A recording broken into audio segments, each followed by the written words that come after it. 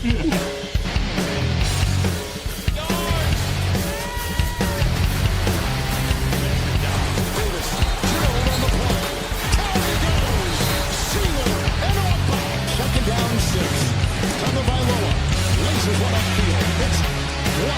again, he's in a big game. It's a touchdown. His 100th career touchdown. This is the Vince Faithful Postgame Show.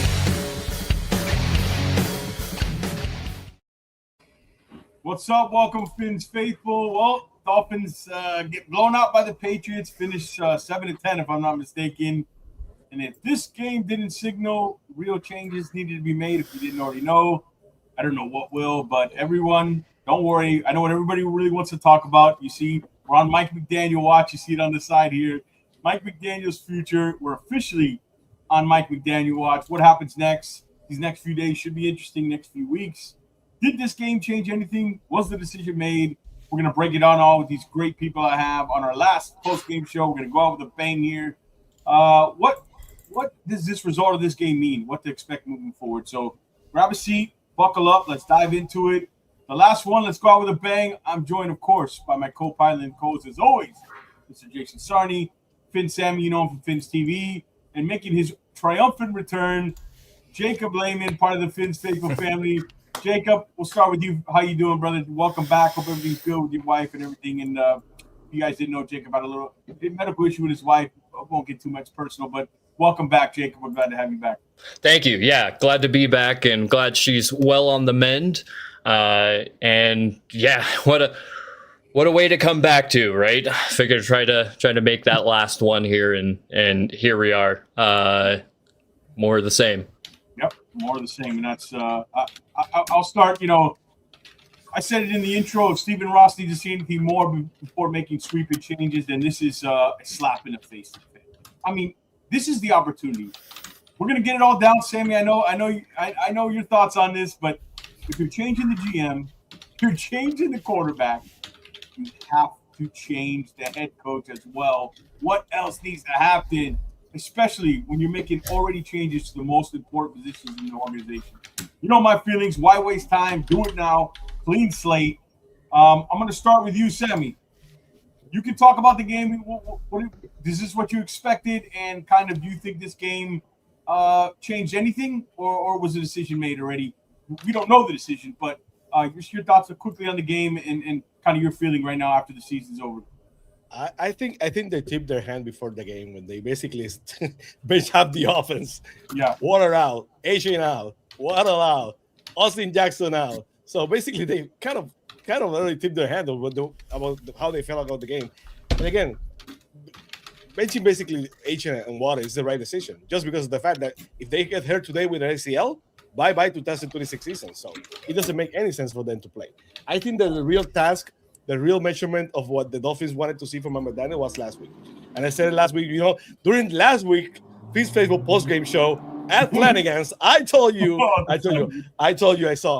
know you want to hear it, but that throw from Mike McDaniel at the end of the game tells me that he really knows what the fate is. And I agree with you. It's not that I don't agree with you. They should clean house. They should burn it all down. I agree. But you said it yourself. They already benched Tua. They already fired Greer. If would have done it, they would have done it by now. So the reason my dad already stayed tells you something a little bit about what's going to happen. So it's the owner's choice. It's complicated. I'm not happy about it. We basically going to have the same problem we always have if we do that. And if you're gonna have a GM that the Dolphins is going to hire, and they're going to have Brandon Shore over him, you basically have even a watered down Chris Greer, because you have someone who responds basically to Brandon Shore, gets the players for Mike McDaniel. So it's even a watered down version of Chris Greer. I think that's why the reason why they believe it should be someone who has experience with drafting and of course evaluating talent.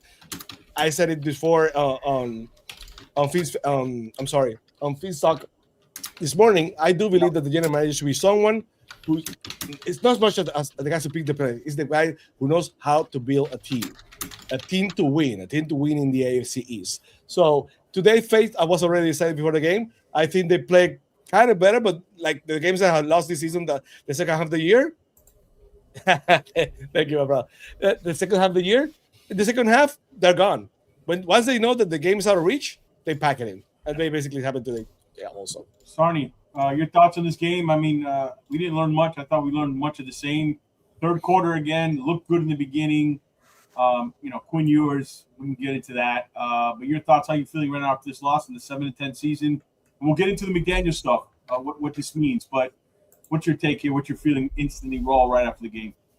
Once again, a third quarter with no points. They had not scored a third quarter point since October. I mean, that's disgusting. That's not just bad. That's egregiously inept. The short yardage play calling mixed with bad offensive line play, sure. Red zone play calling. Red zone play calling. Yeah. Mike McDaniel is not showing that he is the genius as advertised. I'm sorry. It just doesn't look like it.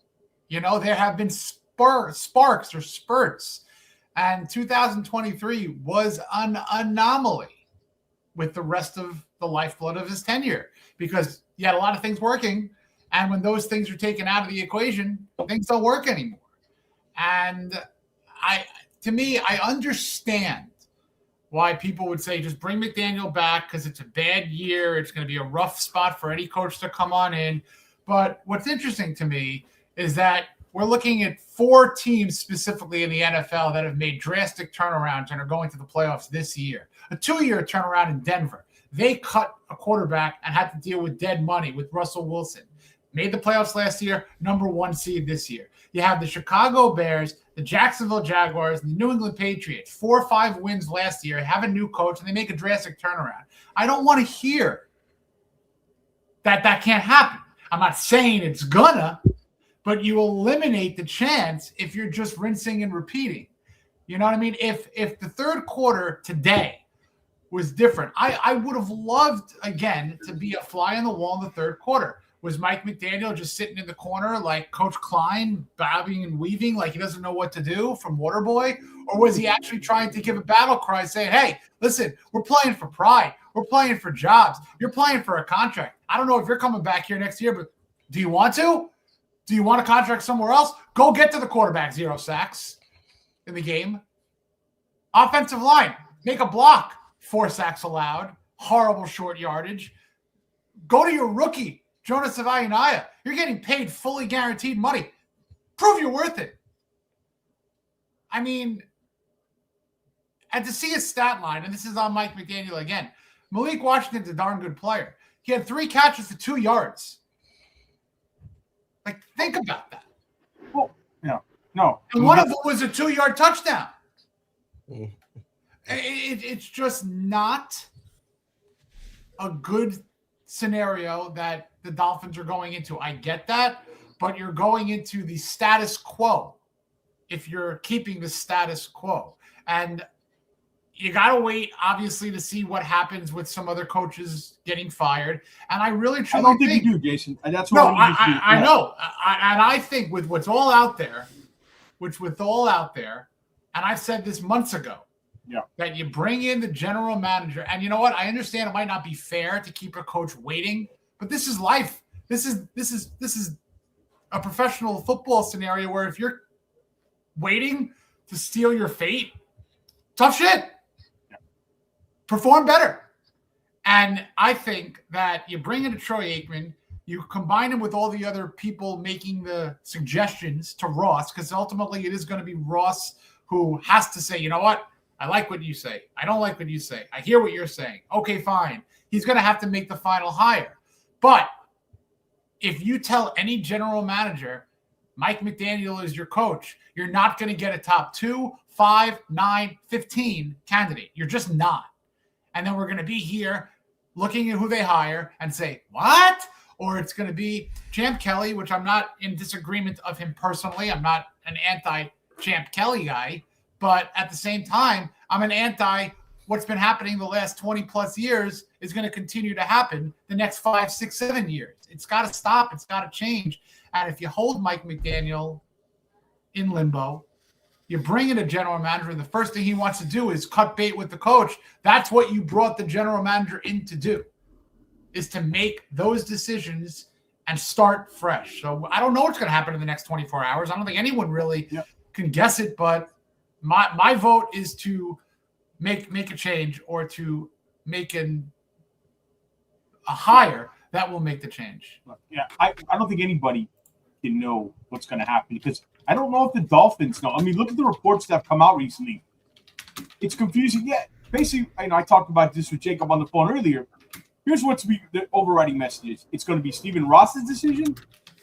They like McDaniel. He's safe, but for now. So how the heck are we supposed to know if they're unsure about it and there's no clear message? We'll get into all that. I want to go to you, Jacob, first. Get your thoughts. Welcome back. Your thoughts right now, raw, after this game. Whether you want to talk about the game, McDaniel, whatever, just your raw thoughts in this moment. Yeah, first of all, I forgot to say thank you, by the way, for holding the seat open for me while I take care of family business here. But raw feelings coming out of the game is really disappointing. As I talked to you on the phone before the game, I like Mike McDaniel, and I think that he has the potential to be a really good head coach that can take you to that can win you a Super Bowl if he's got the right things around him, just like any other head coach in scheme. But after you see another performance like you did today with more offensive miscues, yes, you didn't have all your stars out there, and you're playing against a really good defense. It doesn't give a lot of confidence in that statement of saying, yeah, I would like Mike McDaniel back at this point. And it's really hard for me to pick a side on one way or another if I had to. That's a tough one. But I like what I see from Quinn Ewers for the most part. His poise with defenders coming right at him was awesome. I'd love to see Greg Dulcich back next year. Jack Jones continues to be a dog in the running game too, and really like what I saw from him. And overall, underwhelmed with the top end of the rookie class. At the end of this game, and I think at the end overall, the things that kind of impressed me the most are our late round rookies.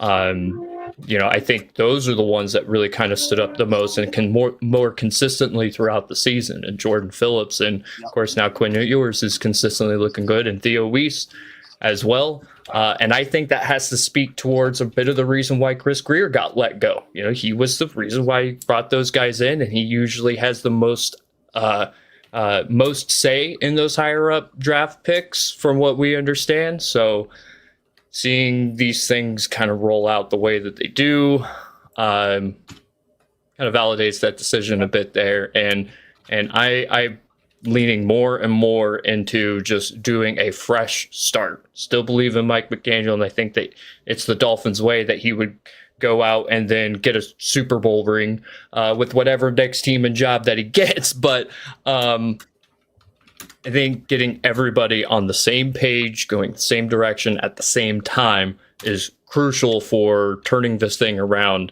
in an efficient way that will lead to long-term success.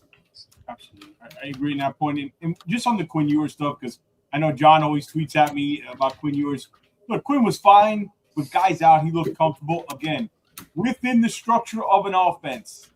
Ewers, you bring him back to compete, whether it's with the bridge quarterback, that draft pick. Is he more than a backup? I don't know. It's too early to tell. My guess is no.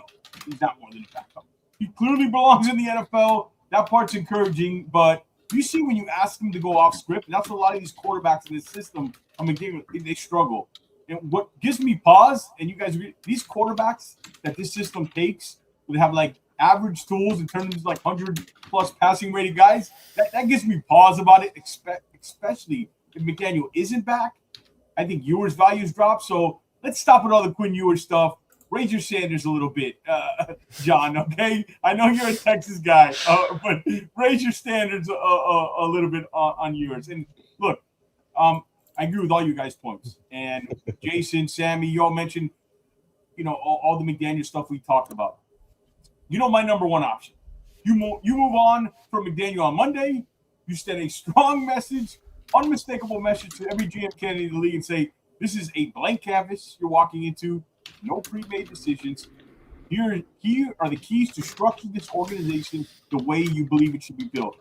Because the moment you keep Mike McDaniel hot and hire a GM, you've already limited the pool. And that's my biggest point. It wasn't that, are they going to be on the same timeline? No, they won't be. Or I don't want a GM to come in first. No, it's because I don't want anything eliminating the pool of prospects that you're looking at. You're no longer searching for the best football mind available if you keep McDaniel. You're just searching for someone who fits this specific situation. And Jason, you mentioned we've seen that mistake before, and it's cost this franchise for years. Now, the funny thing is, just go on that real quick. I wish I could actually say that I followed this advice from my father in my life, but he would always say, you can make 1,000 mistakes, just don't make the same mistake more than once. Yeah. Let's all think about that. It's great advice. I need to listen to him more. But the fact of the matter is, this is what we're living with Mike McDaniel. It's the same mistakes over and over and over again.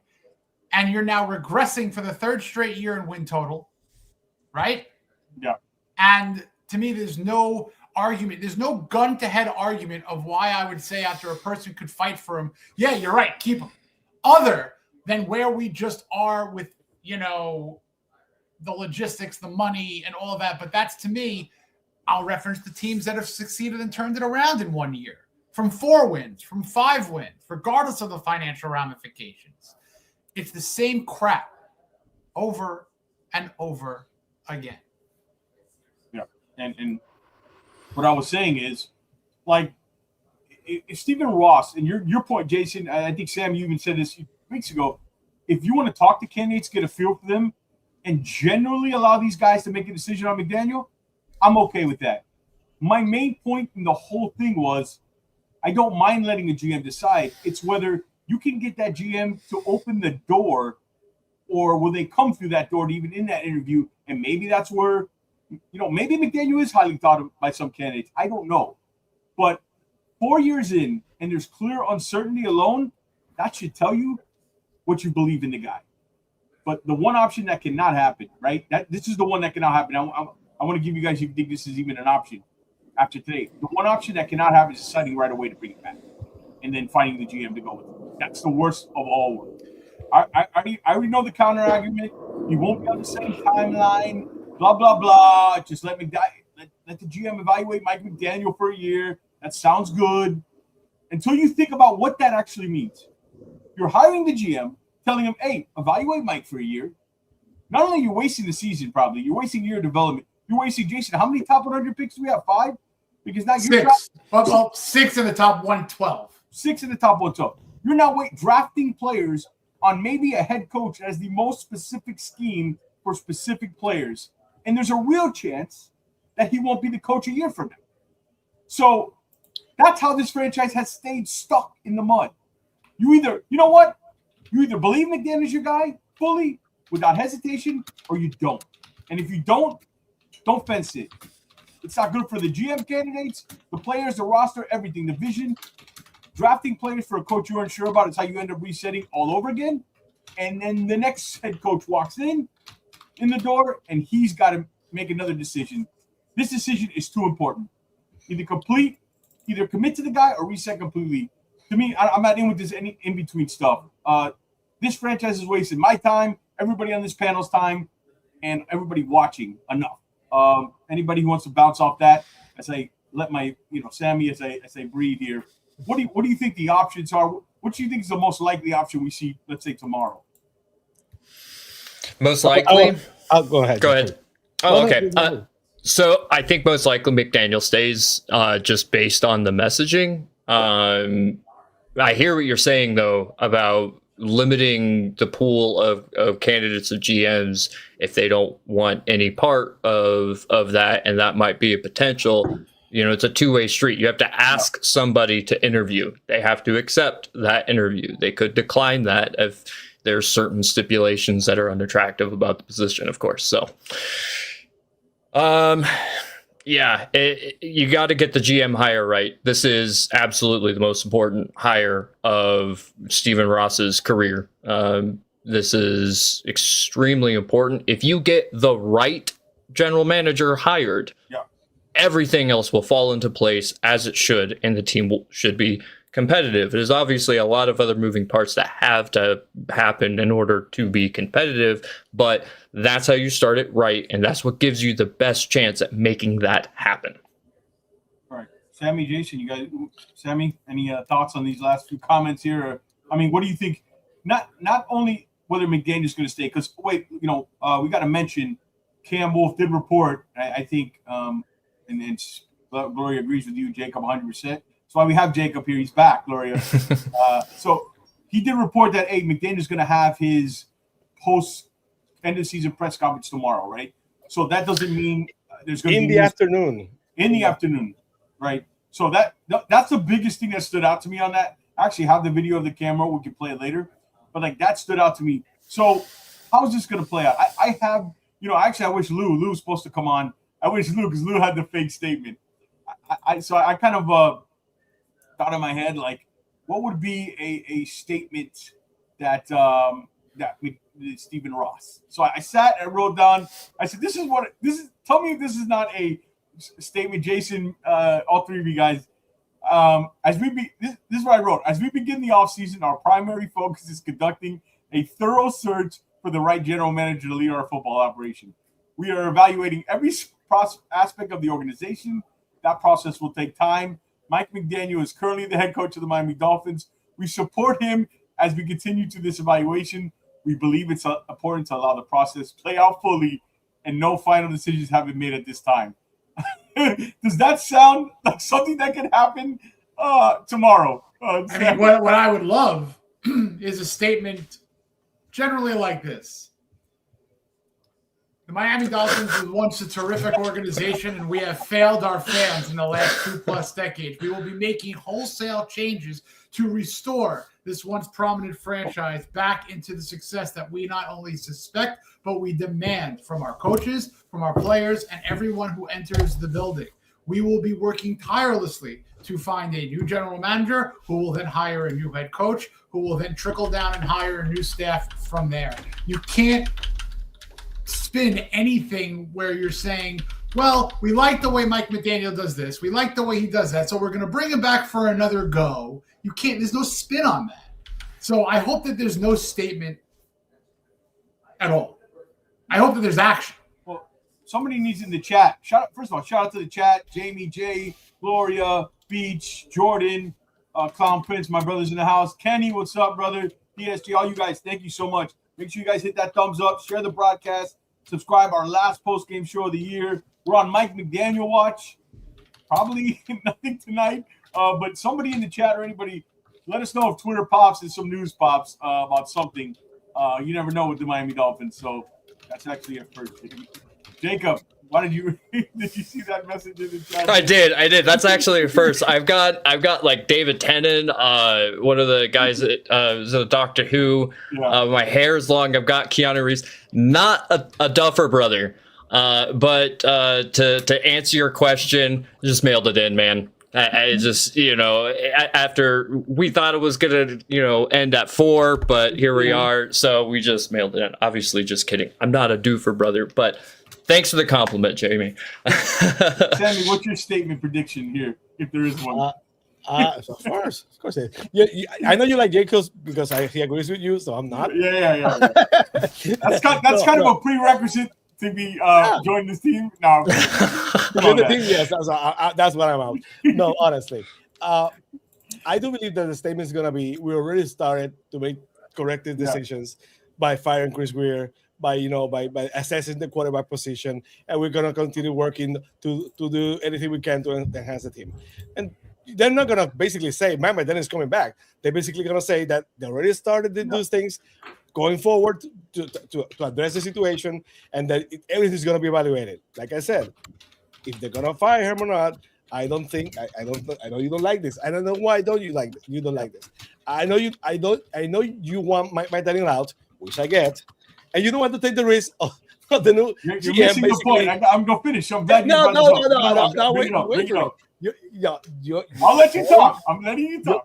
I love that. You're probably worried that the charm of Mike McDaniel is gonna rub on the GM, and he stays because you already said if the GM picks Mike McDaniel back, he's not the right GM.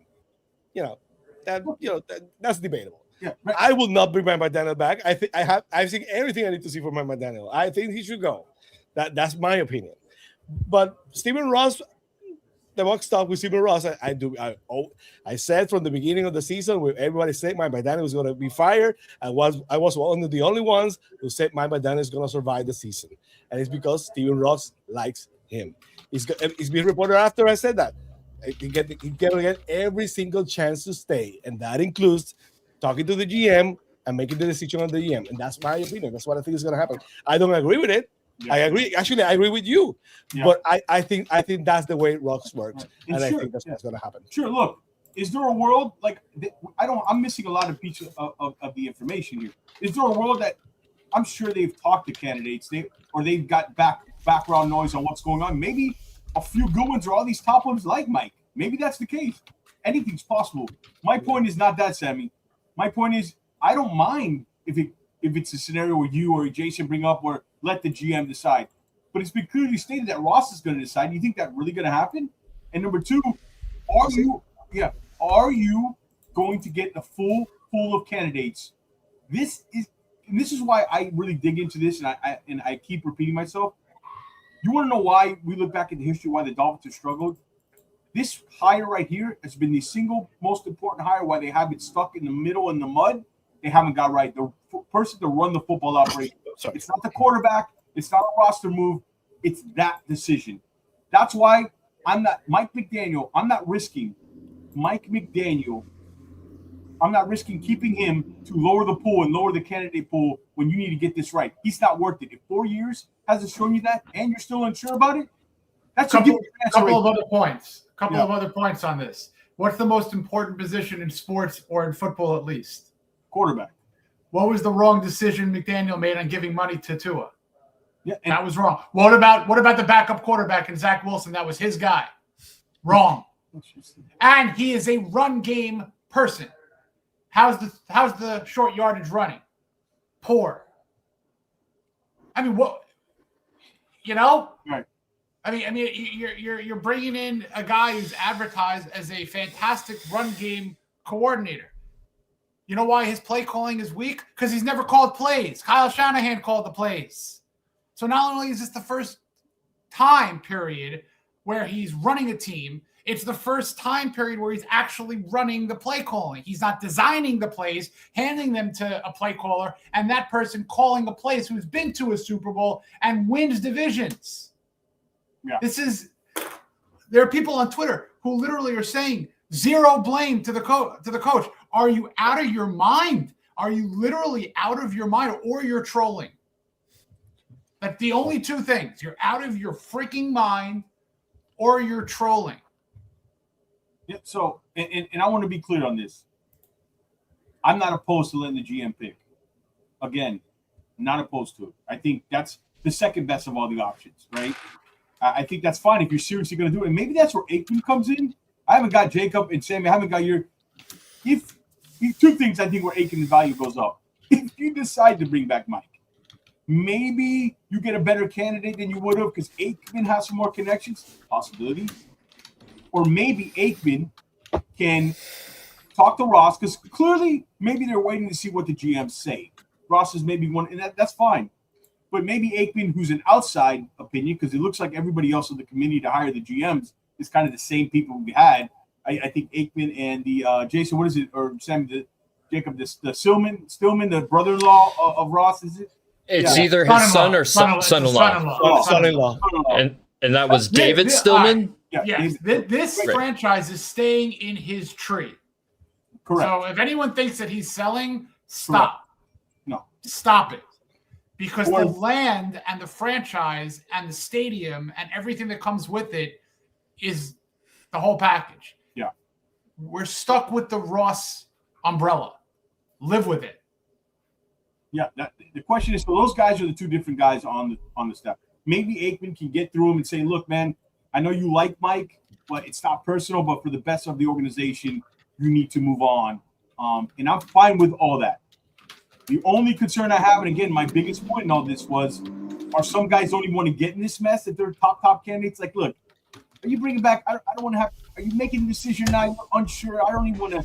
I'll wait for a better opportunity. That's my only thing. I think Aikman could help. I want to get Sammy and Jacob. We'll start with you, Sammy. I haven't got your thoughts or heard your opinion on the Aikman thing. What do you think the benefit in that is, and what did you think of that move? I've seen criticism of Aikman basically, and I think it's a great hire. Someone who's in the outside, someone who's in the current, because you're talking to someone who's basically on a production meeting with every single team, with every single coach, probably looking behind every single organization, is in contact, is current with the basically everything. And the same people are basically criticizing Aikman and the same that one Louis Riddick, who's been in ESPN for the last 10 years. So, potato. I just don't get it. I think Aikman hire is a good hire, someone from outside the organization.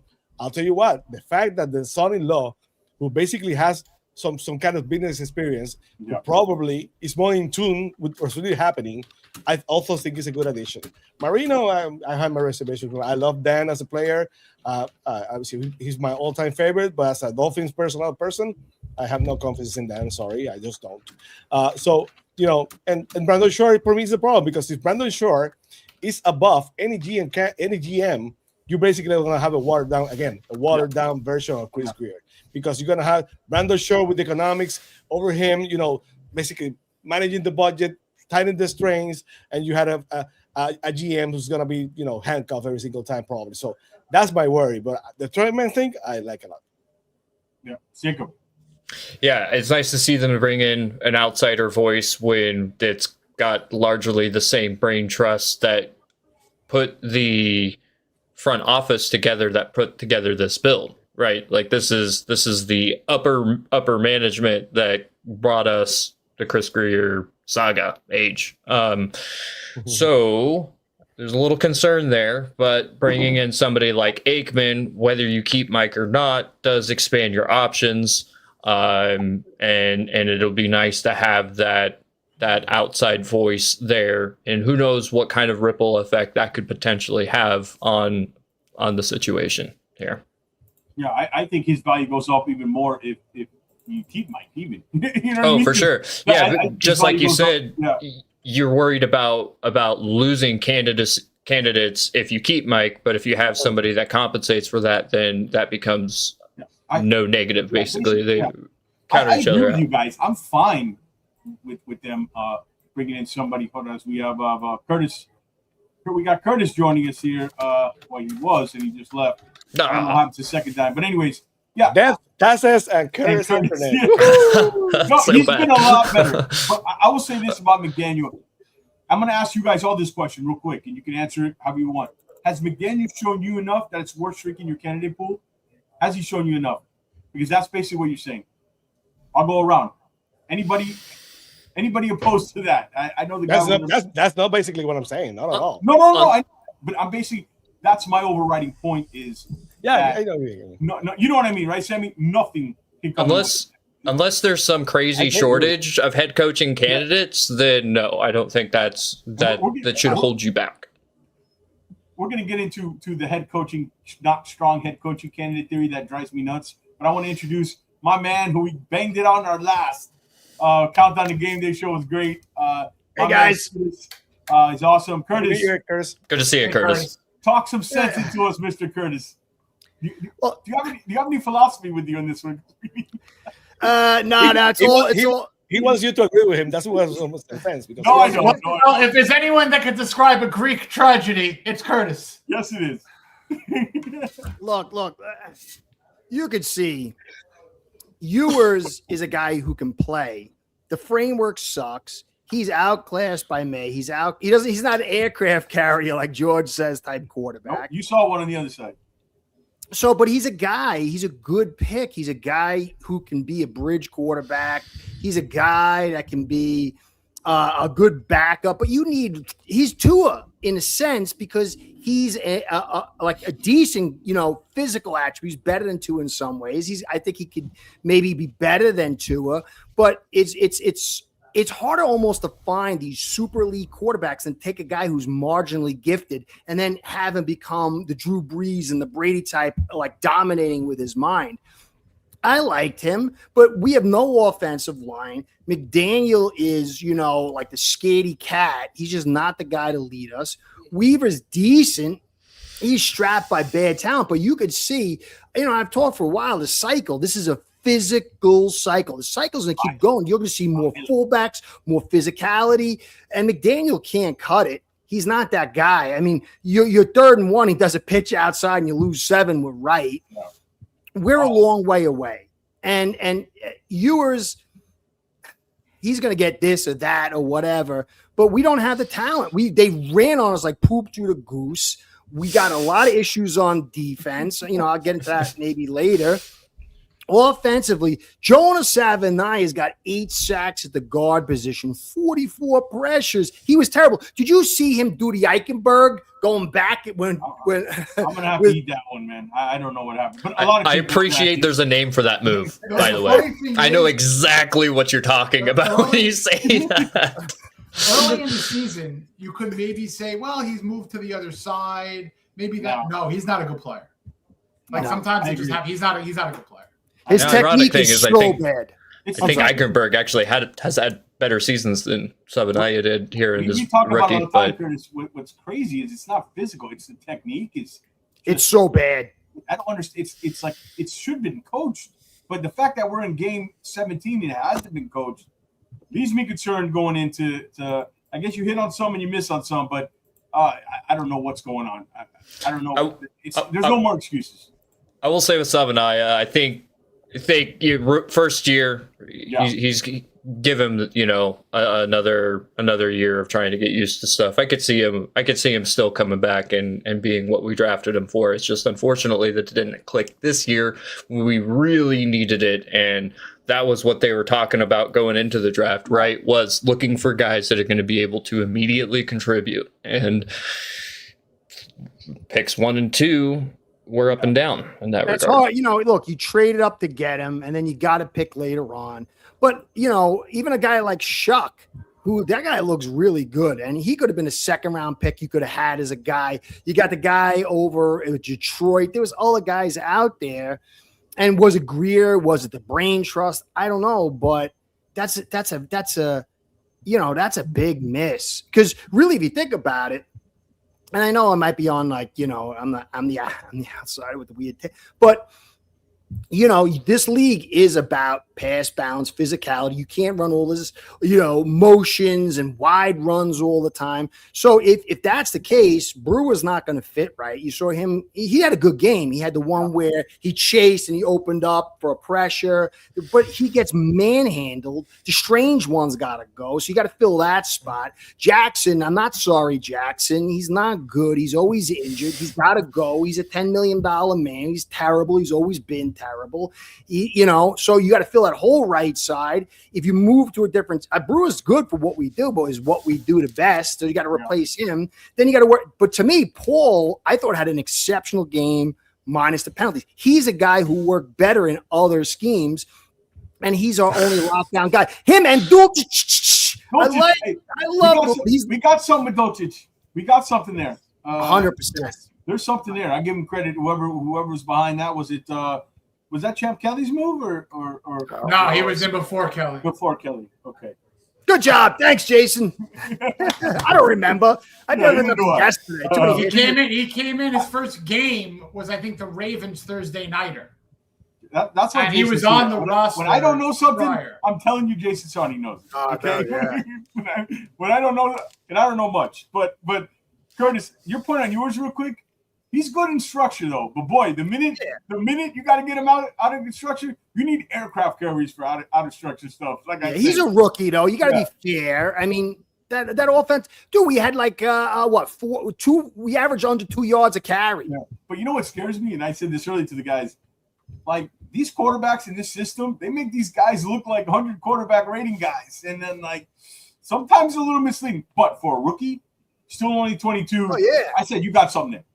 You bring him back next year, compete, whatever. This is not Skylar Thompson. This is not. No. It was a good pick. He did a good pick for 7. It's a win of his 7th-round pick. It's not Josh Heupel. Sonny, this is not Josh Heupel. Right? We're way more than a quarterback, though. And really, I think the best thing about this is it should be clear. Look, I'm not here to say Tua, whatever. I'm not even a guy who wanted Tua, but the whole framework is not good enough to lift this type of guy. Look at Purdy. But Purdy's got Shanahan. He's got a good offensive line. He's got a great tight end. You can see they run physical inside. But Purdy, I think Purdy's going to be a better quarterback. Can stay healthy. But you need a lot to lift these guys. Mays just he's stiff on. Who did he stiff on? Bell for the.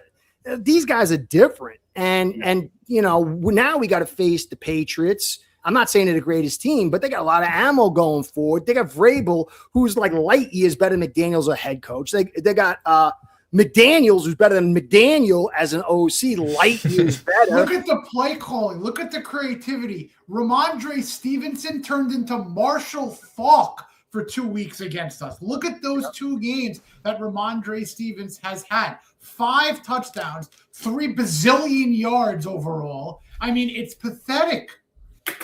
Physical. But look, I want to end on it. Well, not end, but I want to just put a little.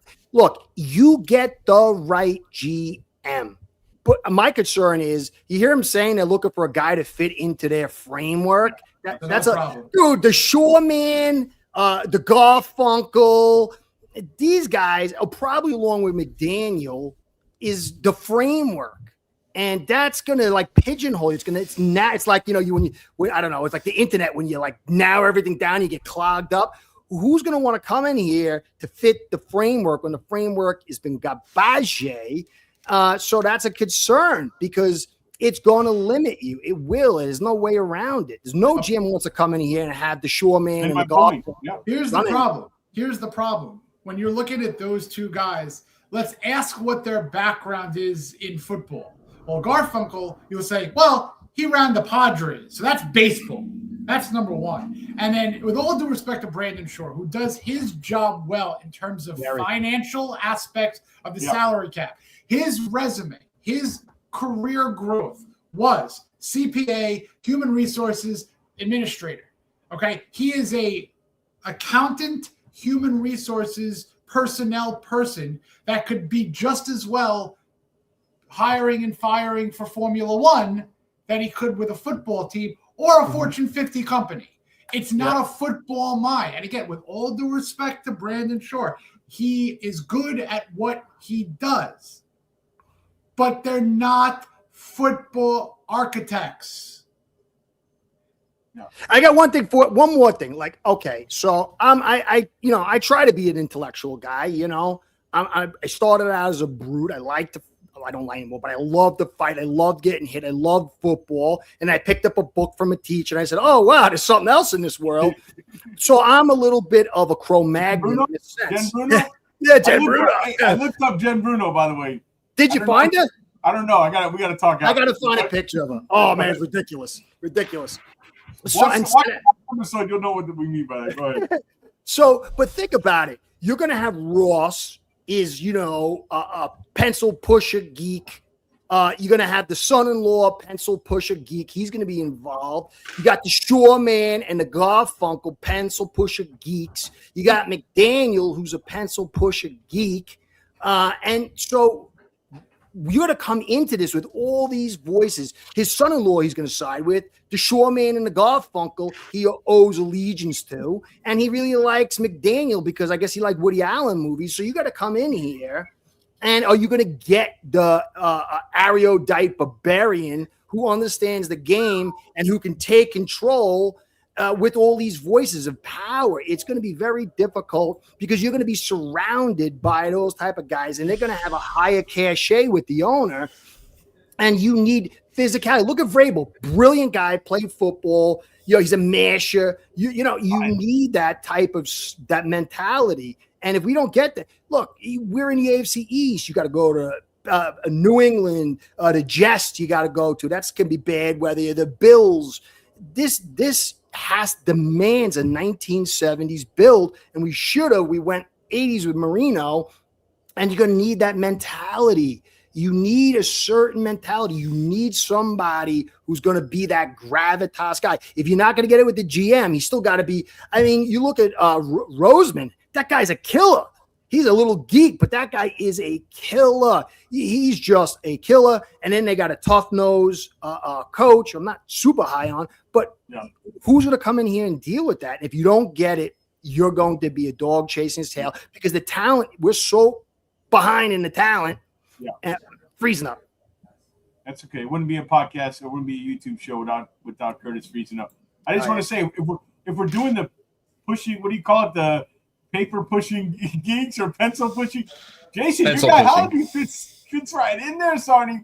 Yeah, Hallaby fits right in there, but the people make a good point that there could be a clash with Shore, but that would be a very, very bad. What's the word I'm looking for? Wait, Jason, we talk about McDaniel restricting the pool. Is Brandon Shore restricting the pool? You know, maybe, unless you got to look at a person's resume, despite what also might be in the building. You know, again, I'm going to go off of the top general manager in the game is Howie Roseman. So in a situation where there's 3 or 4 deputy people out there, why not get the best one, the number 2 of the best general manager, who Howie Roseman himself has called Hallaby his safeguard. Hey, Alec, what do you think of this? Hey, Alec, what should we do here? I mean, this is the best in the business, having an advisory person on his right hand in Alec Hallaby, who could be a top-end hire with someone this year. He's not the only guy out there. John Eric Sullivan, McKay. There's people out there. But the fact of the matter is they're going to be hired somewhere else. And at least one of them is going to turn a franchise around. And a year from now, we're going to look on the graphic that there's a team who missed the playoffs, who's going to make the playoffs with a new GM, a new head coach. It's happened 4 times in the last year and a half, 2 years. Yeah. Why not put yourself in that potential, or we're just going down a slippery slope even further? I agree. And so you mentioned a couple of the GM names. By the way, that's what I've been working on. We're going to have, Jason, do we know if it's Monday or Wednesday? Depending on when news breaks and stuff, we're going to have an episode. We got player cards of the GM candidates, and I'll just tell you this. I've been diving into them. There's a new favorite in the clubhouse. You have to wait till the episode comes out. But I've been focusing on the scouting side because that's what I think the Dolphins are doing. But I got a new favorite, Sarni. You may or may not have mentioned him today. I don't know. But there's a new favorite in the clubhouse. So that I've been doing that in draft stuff mostly with this season kind of being over already. But I want to bring up, shout out to everybody. We got over 110 people. Come over to YouTube with this. Thumbs up. Subscribe. Not only subscribe, turn the notifications on so you know when we go live. I want to shout out to everybody in the chat. I want to shout out to all the great panelists I have. This is our last post game of the show this season. Frank the Tank sent me a picture from him at the double games. Sorry he couldn't make it. He sends his love, but he said off season he'll be back. So, Frank, I hope you're enjoying the Devils game. Probably give you more pleasure than what happened today. But I want to say this, and I want to go to Jacob here. This notion about it's not a strong head coaching candidate pool drives me insane. You know what I mean? It just, who knows what's a good, is there such thing as a good coaching candidate pool or not? I want to start with you, Jacob. Your thoughts on that theory that, hey, let's keep him just because it's not a good coaching pool out there. That, to me, that's ridiculous. There's a lot of people that are head coaching candidates that aren't publicly mentioned as head coaching candidates. There's a lot of names that get talked about behind the scenes that we don't always hear about. So I think you can pluck somebody from an unexpected area that you might not otherwise, project. But I'd say there's plenty of potential candidates there. You just have to go through the whole board, stack them up, evaluate Mike McDaniel the same way, and see where he stacks and go from there. If I was Ross in that position there, I would probably feel pretty good about being able to find somebody that I think could lead the team to long-term success. Yeah, we'll go with you, Sammy.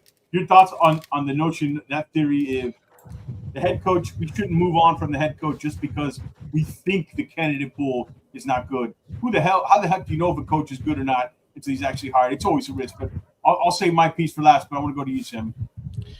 It's different when it's a quarterback, right? When you know that the draft is not it's not a draft full with prospects, you can say, no, this is not the best draft. But as a quarterbacks, these teams know things that we don't know. These teams know who's up the hire. There are firms that just Jason pretty sure Jason knows, and more than me, that there are firms that actually do that. They do their job of finding who's the best head coaches. The NFL, I think, it has a program that tells you who are the coaches that are basically minority coaches. Yeah, you should be even looking into it. There are a lot of ways that teams can look who's the best next head coach available. The problem is that when you don't have a franchise that do the search correctly or the pick correctly, you might be afraid that the pool is very little because you want someone who's established. You want, like when the Dolphins hired Jimmy Johnson after Don Shula left, that was the guy you wanted, and that was for sure. If you don't have a guy like that, you probably feel like there's no one out there. It's too early to know, even in that case, because Harbaugh might be out. I don't think so, but Harbaugh might be out. Tomlin might be out. Who knows? Tomlin's not going anywhere. I don't think he is. He has one, but he's a $1 million coach. Either they extend him or they let him go or trade him because we don't want him. He's too hip hop. Yes, there's no way Mike Tomlin come back on a 1-year deal to be a lame duck coach. After all he's done in Pittsburgh, either they extend him or they trade him. But I don't think they're going to fire him. So, it's not one way or another, we're going to know what's the fate of Mike Tomlin is going to be. If you're sitting here waiting just till the perfect candidate comes available, you're going to be sitting here waiting a long time. Like, if you're waiting to see if Harbaugh or Tomlin come available, to me, the whole uncertainty there gives you the answer about the current head coach you have, which is amazing to me. Again, it's not a good look when you're sitting on the fence. I'll go to you, Jason. Your thoughts on that argument about the coaching pool? I hated the argument. I just want to get your guys' thoughts. What do we know? What do we know about everybody in this pool who has yet to coach an NFL game potentially as a head coach? So we all just fading them? We're just going to fade them? There's no Liam Cohns out there. There's no Ben Johnsons out there. We're just giving up. We're just giving up. And I'm not yelling at you. I'm yelling at people. I'm sorry. There are people on Twitter who are saying that there is nobody better than Mike out there. What are you talking about? Like, we don't even know what may be better or what may be worse. Did anybody have – you know what everybody on Twitter was doing? They were making fun of Liam Cohn for doing Duval. Oh, I like it. So you know what? He can't coach because he did Duval. You know what that is, Jason? He's a horrible coach. That's not a stick. That's genuine. That's no shit. Him and McDaniel. Shit. I knew that from the jump. I said this on our show. Did anyone know how confident Ben Johnson was? I mean, we know Ben Johnson from his days in Miami. We know he's a little bit of call him an arrogant guy. But my God, you see what that man has done with the Bears team? My God, give me a fifth of Ben Johnson in the locker room. How is his third quarters? Curtis. Look at what they do on the regular. They come back because Ben Johnson's ripping his shirt off like he's the Incredible Hulk and Bruce Banner when they're down. I mean, it's unbelievable what I'm reading and what I'm seeing. And then there are people calling people like us classless, frauds for wanting change, for blaming it on a head coach that hasn't gotten it right. Saying, when did this coach have a roster that was capable of a Super Bowl? Do you not remember 2023? Do you not remember that there were numerous players who were fantastic, some injuries, but then we let those players go? I understand there's a lot of blame here, but 2023 was a Super Bowl season. Despite 2 games, Tennessee and Buffalo, and the injuries, they were a Super Bowl contender. Anyone who thinks otherwise, you're nuts. Jason, what do you call those type of fans that can't see it? Cenas? Never mind. You didn't get it. I didn't. I'm a little hot on the collar right now. Sometimes you call them blind-ass fans. I don't know. Oh, stop that. Please don't even bring that back up. Go ahead, Curtis. Go ahead. Don't even. Go ahead, Curtis. It didn't hit the way I wanted it to hit. Well, first off, I think the GM is more important than the coach. And so there's an attachment that a really good coach, if he's a really good coach, he knows what the hell he's doing, he's going to want to go to some place where he's getting talent because everybody needs talent. Or Don Shula won 50 Super Bowls. So I think that's a main thing. I think that you get the right GM, he'll find the right guy. The right guy, you and I don't know who the right guy is, and he'll figure it out. And, so problem is this constricting of who look, there's guys out there you can get to be the GM, but do they want to come here, especially when they got to fit into the framework that Ross has set up? And I love Jason, but I don't think 2023 we were going to Super Bowl. I thought we could make maybe this conference champ, a divisional round. I just thought we were too thin on that offensive line, and I thought Tua wasn't able to. But of the it was a talent. It was the most talent we've seen. Yes. Sorry, I'm sorry. I might be wrong. That's just my because I got to stand by it. I said all season, so if I turn around now, I mean, listen, hindsight's 2020. But at peak, when they were coming off of the Denver win, when they were like a 6-2 team, they were locked and loaded, and they had flaws, but they had a fantastic defense. They had a secondary. They had a front line. They had a running game. Yeah. They had 2 phenomenal receivers, and it was working. It was working. I thought that season.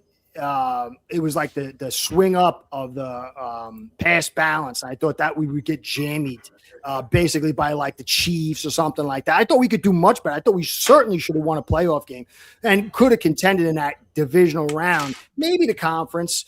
We were very talented. We should have been more talented. A few bits. If we had taken Zach Tom instead of EZ, then maybe we could have gone to that level. But that's not. I don't get that point. But the problem is that the GM is the key, but we've already restricted that by our approach. And I think McDaniel is the perfect coach for 2026 because it's a tankathon. That's what I think it is. I think, look, you get the right GM. Look what they did with the Patriots. They fired Belichick, went to the other guy, fired him, and then they got the right guy. So as long as you got the right GM. It around. Yep.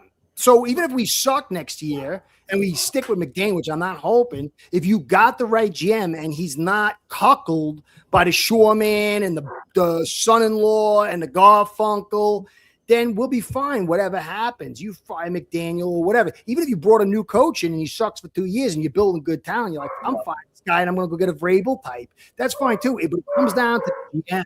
And it doesn't matter who we get a coach here because it will come down to talent because we have so little talent. We're going to need a huge, huge influx of talent. And so it's really all about the GM. And so I don't know what we really doing here. Is it another hustle? Is it another a dog and pony show? Because it's very easy to lead the fans on because there's a huge media machine. They'll say it's our year and we're on the right. And this guy's a genius. We don't know. We got to wait a couple of years, but I think it's just going to be tough. I think it's all about the GM. What are we really doing? We bring in here? And, the coach will be found by the right GM or he's not the right GM. But there's guys out there. There's obviously great guys out there. Yeah. Maybe not a Vrabel type. Maybe you're not a Ben Johnson type. And Ben Johnson said, I'm going to the Raiders with Brady. And he said, next second, he said, no, I'm out of here. And he dropped and I had to go with Carroll. So, it's hard with those guys. But a right guy can be found with the right GM and the right structure. I said earlier, this is the way why it's so critical is I think this is the one thing that's held this organization back. But you make an interesting point. The tank year is a placeholder thing. I know you talked about that before. In that scenario, I keep Champ Kelly. I don't want to because I'm going to ask you this, Curtis. If we're going to do that 1 year thing, let's just keep Champ Kelly. Do you think it's possible to get the best candidate and keep Mike McDaniel? Well, look, if I'm a GM, I got to weigh a lot of stuff. And honestly, Ross's loyalty is actually a positive in a sense because if he likes me, he's loyal to me, I'll have time. If a GM has 4 years to rebuild this thing, dude, I come in, I got a existing condition, a bad cap. I'm dumping Tua. I got Woody Allen as my head coach. I got no talent. So if I flop out, everyone's going to go, well, that's expected. You get the top pick. You got a GM who's drafted well, maybe brought in some good free agents. and he's got a reputation. Then a good coach says, oh, you're going to fire Woody Allen. I get a top pick. I got a guy like Ewers, and I got a guy like Brooks, and I got a guy like Paul, and I got the right GM. All right, you know what? I'm going to come here because there is functionality. But if you've got the cuckolding by the Shore Man, the Garfunkel, and the brother-in-law, and Ross, and you got a lot of bupkis underneath, and why would I come here? You know, so because you need that. If you fail those first 2 years, which is going to be very tough in 26 and 27, you can get canned or look bad. And so it depends. There's a lot of back stuff. But yeah, you could. That's on cue, Curtis. You're good now. So yeah, that's my question. But also the question is, if that person's drafting, are you worried that you're wasting a year? You're having to draft guys that fit kind of what McDaniel does? Yes. Because that's what I'm worried. Because you said you say you're the man, dude. You're the man. You come in with your big balls and you say, "I'm drafting what I want." You do this. This is the guy. I am not drafting for you. I'm drafting for me. You change. I'm in charge. Shore Man, sit down. Garfunkel, sit down. McDaniel, figure it out. And that's it. You can't handle it, then you got to go. So to me, and I agree with all you just said, to me, that it makes really no sense to keep him. That's where I keep coming back to. But you need a guy. Look, you need a full guy to pick. But you just can't keep him around for that. Then look, you fire the guy you get in 3 years, and you hire the next one. Like, that's fine. But to keep Mike around because you want to be a placeholder only, I only do that in one circumstance. Is Champ Kelly and Jason. That's what I would do, because then you're not tied to Champ Kelly long term. You're kind of both on a 1-year trial here. But to me, you're wasting. I don't want to waste. The only problem, George, is if you got a GM who's not good, then he won't draft well. If you get a GM in here, he's building the scouting structure. He's setting the underneath foundation, and he's picking the right guys with good picks. It's going to be a good pick this year. So I think that's an asset too. So what's the clearest path to getting the best GM in the building? Is that get rid of the Garfunkel, the Shore Man, and having Ross have a change of face? That's not happening. What's the clearest path to get the best candidate? Again, I don't know what's going to happen. To Sammy's point, to Jason's point, you know, there might be GM candidates that's like Mike, right? It doesn't matter. But to me, the clearest path to get that guy you're talking about is not to have Mike here. Because, again, you might look at it, like you said, hey, I got a free year. But these guys who are top of the food chains, they don't look at it like that. They don't run. That's not how they got to the top of the food chain. So to me, I agree with you. I just, in every scenario I keep coming back to, it makes no sense to keep Mike. But this is Stephen Ross for dealing with. But Jason, you said, I want to jump to you. You said, you kind of reacted when I said, hey, do I want him wasting a year kind of picking Mike McDaniel type guys or guys that fit the scheme? Because, for example, Aaron Brewer, outside of the scheme, we talked about this, Curtis, is not Aaron Brewer. So, Jason, I know you jumped in there. You have anything to add to that? Yeah, it's called pick the best player available. It's as simple as that. It's pick the best. There is not one position on this team other than running back that I would say is safe. If you see a stud interior offensive lineman, you pick him. If you see a stud safety, you pick him. Cornerback, you pick him. Wide receiver, you pick him. Tackle, you pick him. You see where I'm getting at? There's no one safe on this roster. You want a linebacker? Pick him. Because as much as I love Ty Dotson, you don't think there's a better prospect out there? Oh yeah, we need a big tough Mike linebacker. Right. I mean, I love Jordan Brooks. That's fine. But am I not drafting an actual phenomenal player because of who we have? Who Mike likes? No. You have 11. No, what do they have? They have 9 picks this year, 10 picks, whatever it is. You pick the best players available because 6 of those picks are in the top 110. You got to hit on 4 of them. You have to hit on 4 of them. Yeah, we're going to be. I think that's going to be an overriding theme you're going to hear us talk about as we get into the draft coverage.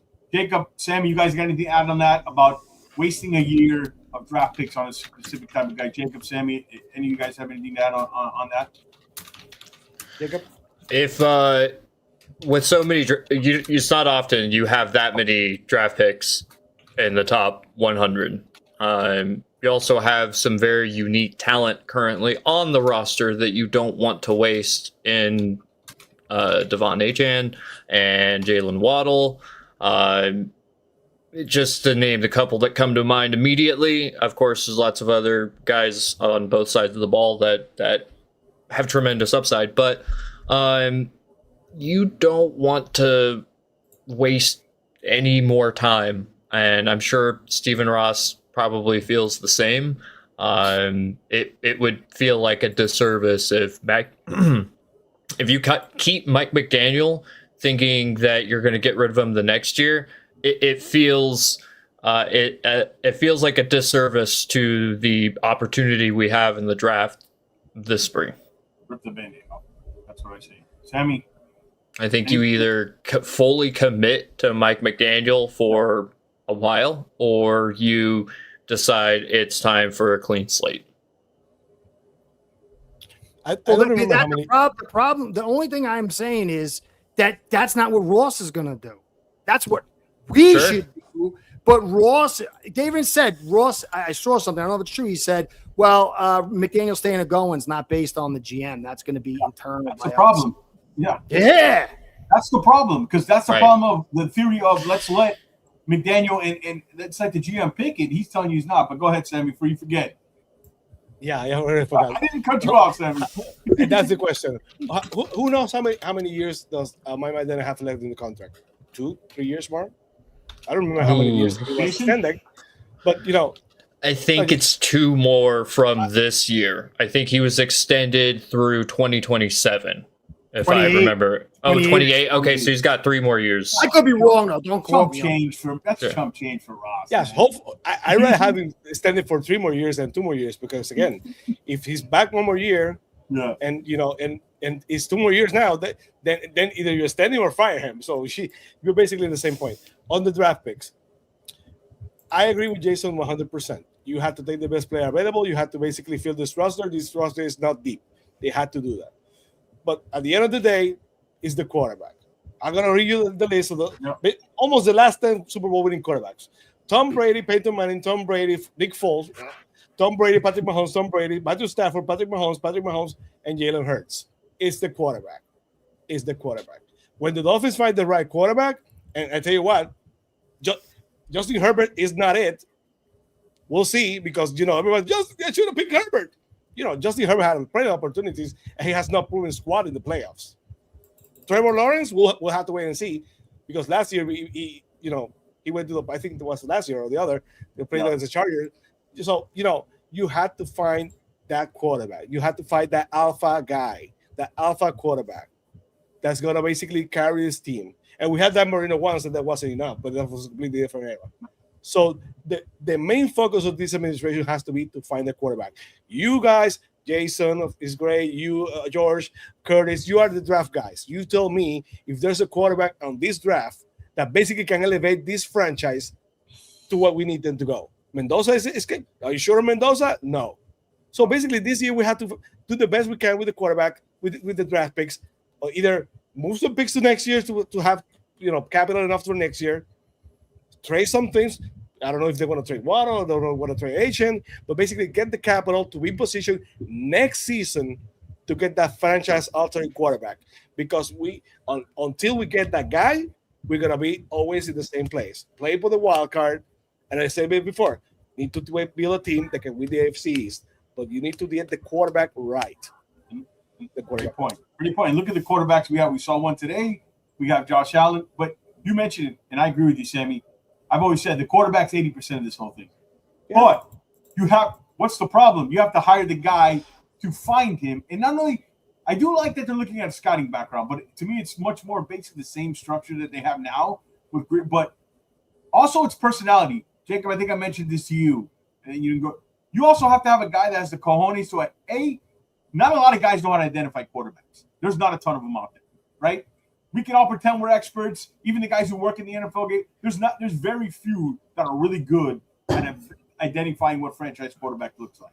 So look at the track record of first-round quarterbacks. A, you got to identify him, and B, you have to have the guy who has the personality, conviction, and cojones to go up because more times likely than not, you're not even going to be in position. Remind me where Lamar Jackson was picked. Remind me who traded up in the top 12, whether it was for Allen or Mahomes. It's twofold. You got to identify, which is very difficult, and have conviction, and then have the balls to go up and get and put your name on the line. And if you sit around and wait, it's never going to come to you. Jacob, I know we talked about this earlier. If you have anything to add on. So that's part one of that whole process. You've got to figure out what your system is. You've got to figure out who the best quarterback available is to get that guy. You get that guy, and then you've got this whole other world and journey of bringing the quarterback in and setting up a good position for the quarterback. You could have all those boxes checked, but if you bring in a rookie quarterback that doesn't have a lot of playmakers, or a bad offensive line, or even the scheme isn't really that good, a la Tennessee Titans this year, you're going to see your star quarterback that might have all the talent and potential in the world not do right. I think that Tua's also an example of how not to bring in and start, how not to build a team with a brand new quarterback. I mean, that the team was not great when he came in, and it was not really set up. And of course, that saga specifically has a lot of its own unique things with Brian Flores and all that. But I digress. Getting a GM with a heavy scouting background fits with a team of not football guys. So if we get the right GM who has the right scouting, we can bring in the right dudes. And then from there, it sounds like it's going to be on the administrator for keeping that talent in-house, which is, again, a whole other thing that's been a plague for us too. If we held on to maybe 10% more of the players than we did now, we could be in a whole other conversation. Yeah, not too much else to add there. You've got to get the scouting process right, which is encouraging for that. But it'd be nice to have more football minds at the top. I hear what you guys are saying with that. Let's hear what Mike McDaniel had to say after the game about his job security. I can tell you, I'll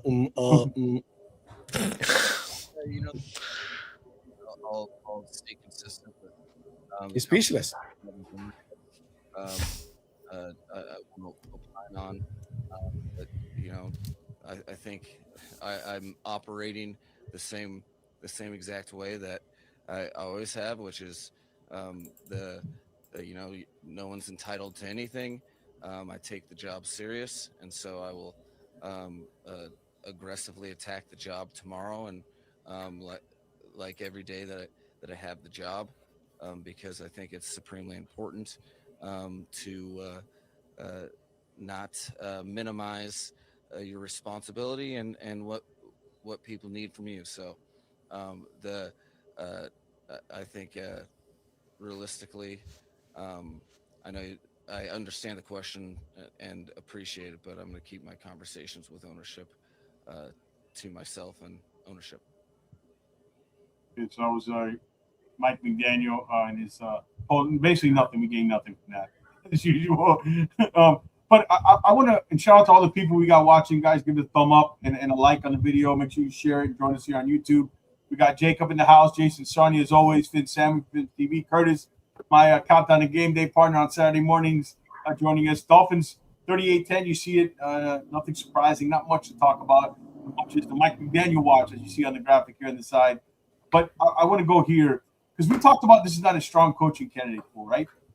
But there's some guys like, I know we had in our chat a lot of the John McKay, Chris Shula, like Jesse Minter for the Chargers, their defense. Who can tell me he's not a good coordinator? Jason, you mentioned Bears. What about their coordinator, DeClain Doyle? Joe Brady for the Bills, and who knows if Harbaugh or Tomlin come available. I'll tell you what I don't want. I don't want a McCarthy or a Kingsbury, but does anybody, if we do make the change because they criticize this group, anybody that stand out? I'll start with you, Jason, go around. Any guy you like that maybe nobody's talking about or a little under the radar, or one of these guys I mentioned? Not specifically me. Like I don't know a candidate who I think can come in and turn the ship right away. But I would trust a top tier general manager in being the person to identify that person. I like a lot of young coaches and coordinators who could maybe eventually, like, tell you the truth, you want a name that everyone knows? I love Anthony Campanella. 2 years ago, I said, and everyone was making fun of me because, oh, you just like him because he cursed on Hard Knocks. No. I knew for a fact that the players would kill for him.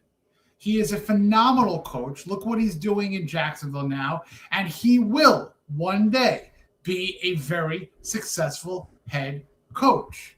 So there might be another year or two for him to kind of cut his teeth a little bit, but I'll put it right now that Anthony Campanelli is going to succeed as a head coach in this league. Is it too soon?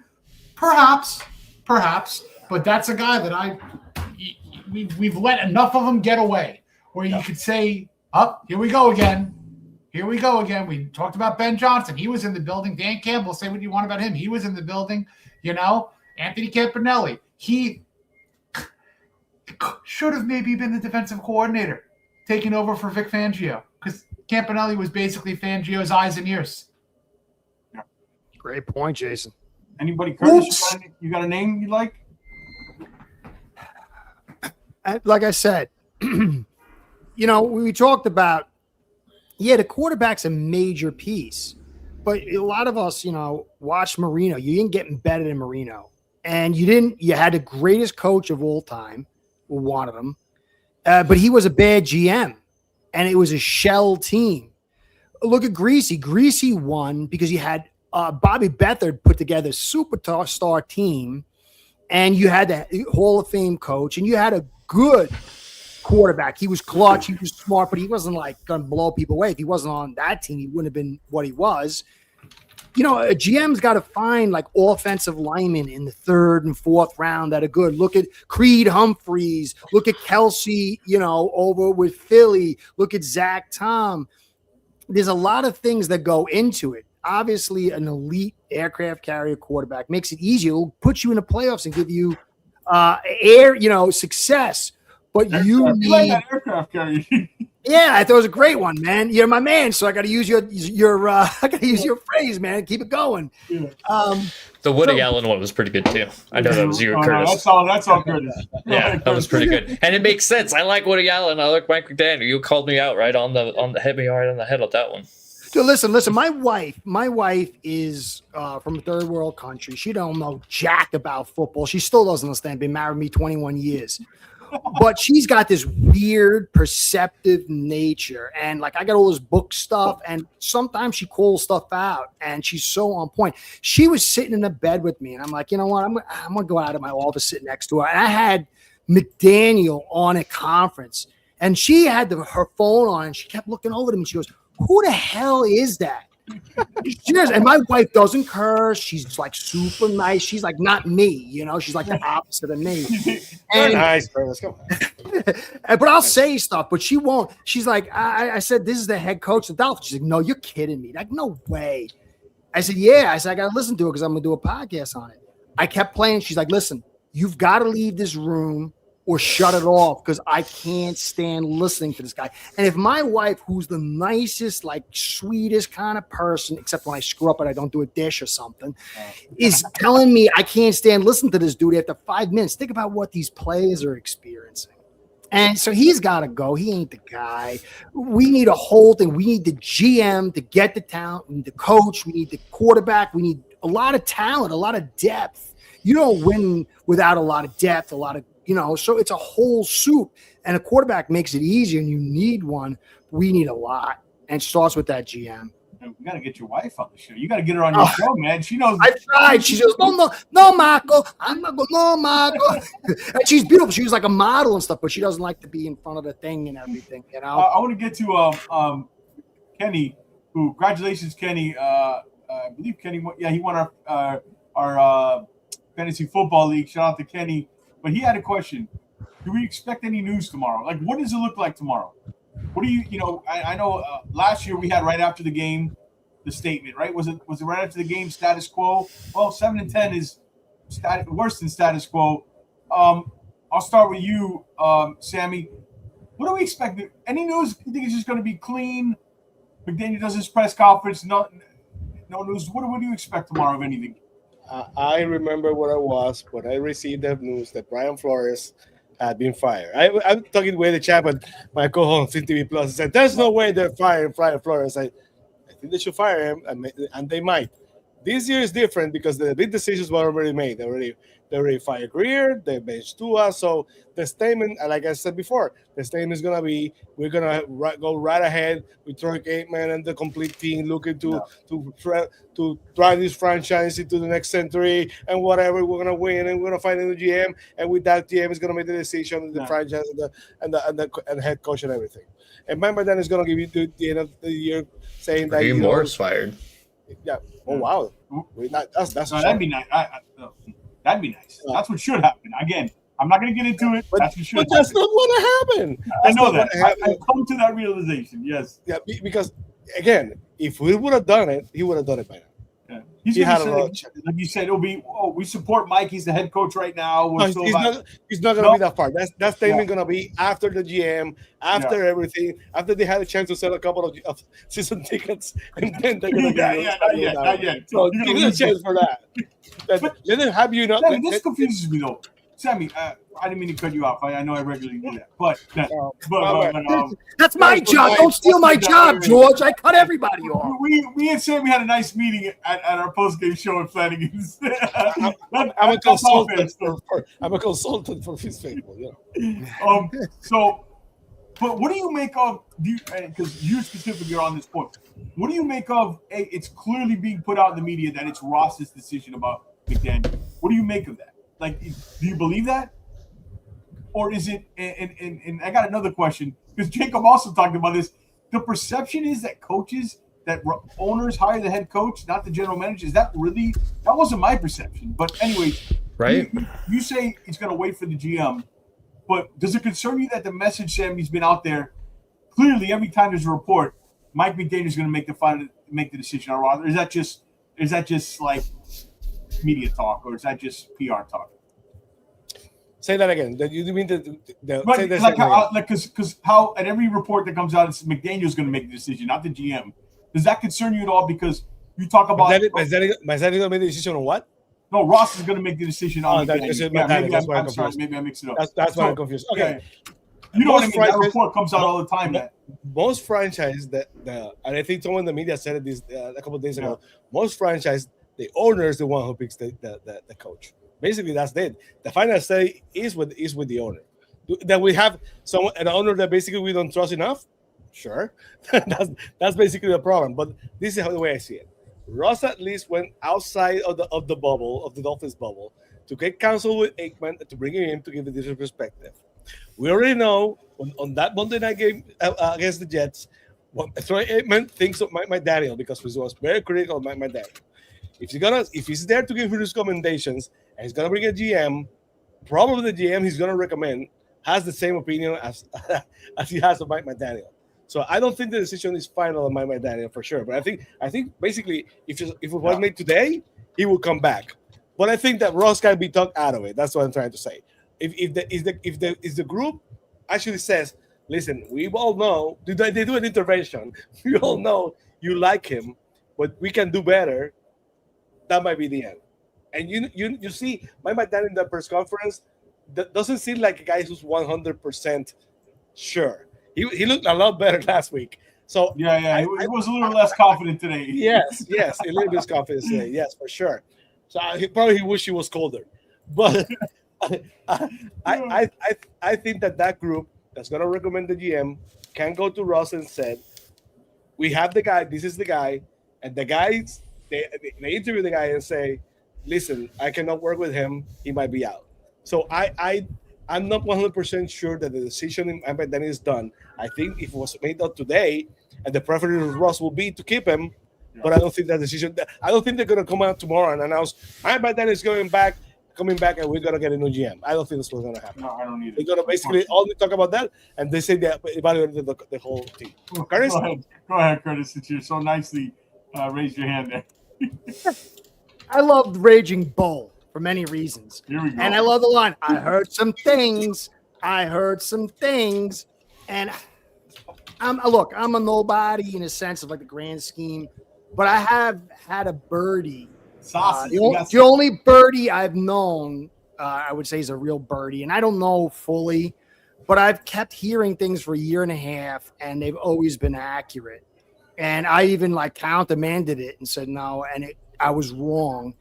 And the birdie got some stuff and the birdie was saying this chirping that McDaniel is coming back, and he's very, very well liked within a certain area where the birdie exists. So don't take it for gospel, because I don't fully believe the birdie. You've mentioned this on a show, I think. Yeah, the birdie has been really, really good, better than me, and take it for what it is. It'll be very interesting to see if this birdie is like, I think it's 6. This would be the 6th. Heard some things, and we'll see if it's right. On it, huh? Yeah. But I think that he's very well liked, and the statement that Ross said that the GM won't pick the coach is very troubling to me. So we'll see. That's my overriding point. I was trying to make that. No, go ahead, finish it. No, that's it. We'll see. I don't know if this birdie's true or not, but I hear these things. I've heard some things, and they were better than the things I thought about. Not all of them, but we'll see if this one's right. So I think that a lot of people don't realize how well he liked. He likes, and that's our Aikman hope angle. But like some people in the chat, like shout out to Big Oats, or am I saying Bigotes? Bigotes. Sorry. Bigotes saying this was a Troy was hired to please the fans. Let's hope that.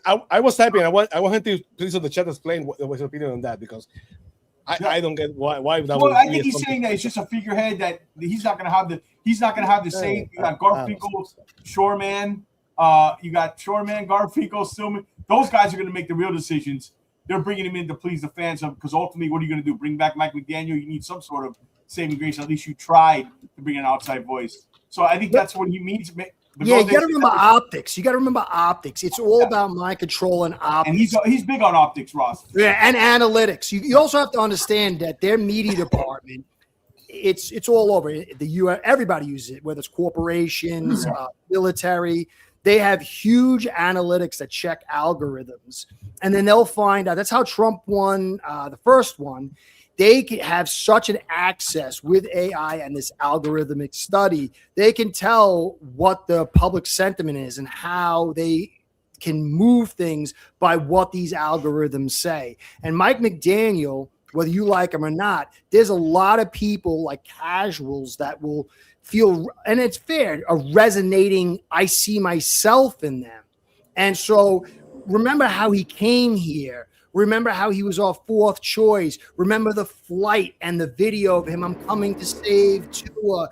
This was an optics media hustle, and they had the second highest paid media department in the NFL. And if you have to understand how powerful this is, and if their intentions are not really to win, but simply keep things going in appearance, which they've done for years, we've seen it, then that plays a part, because people are talking about it. They move narratives. It's like, why do they put things out on Friday when it's big news? Because people forget about it over the weekend. Cycles eat things up. I've been studying this for 15 years.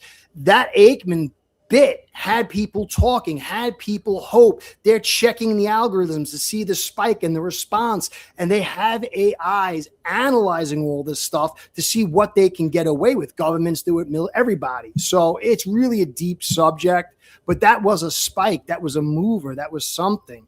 And if Aikman passes on whoever we get, there's going to be that transitionary period of goodwill, because he's a piece of that puzzle. Sarni, talk to me. I know you're still in there. I know you, Jason. Talk to me. What's going on? I just think that if we're just going to be running on a treadmill, you're going to be exerting a lot of energy and getting nowhere.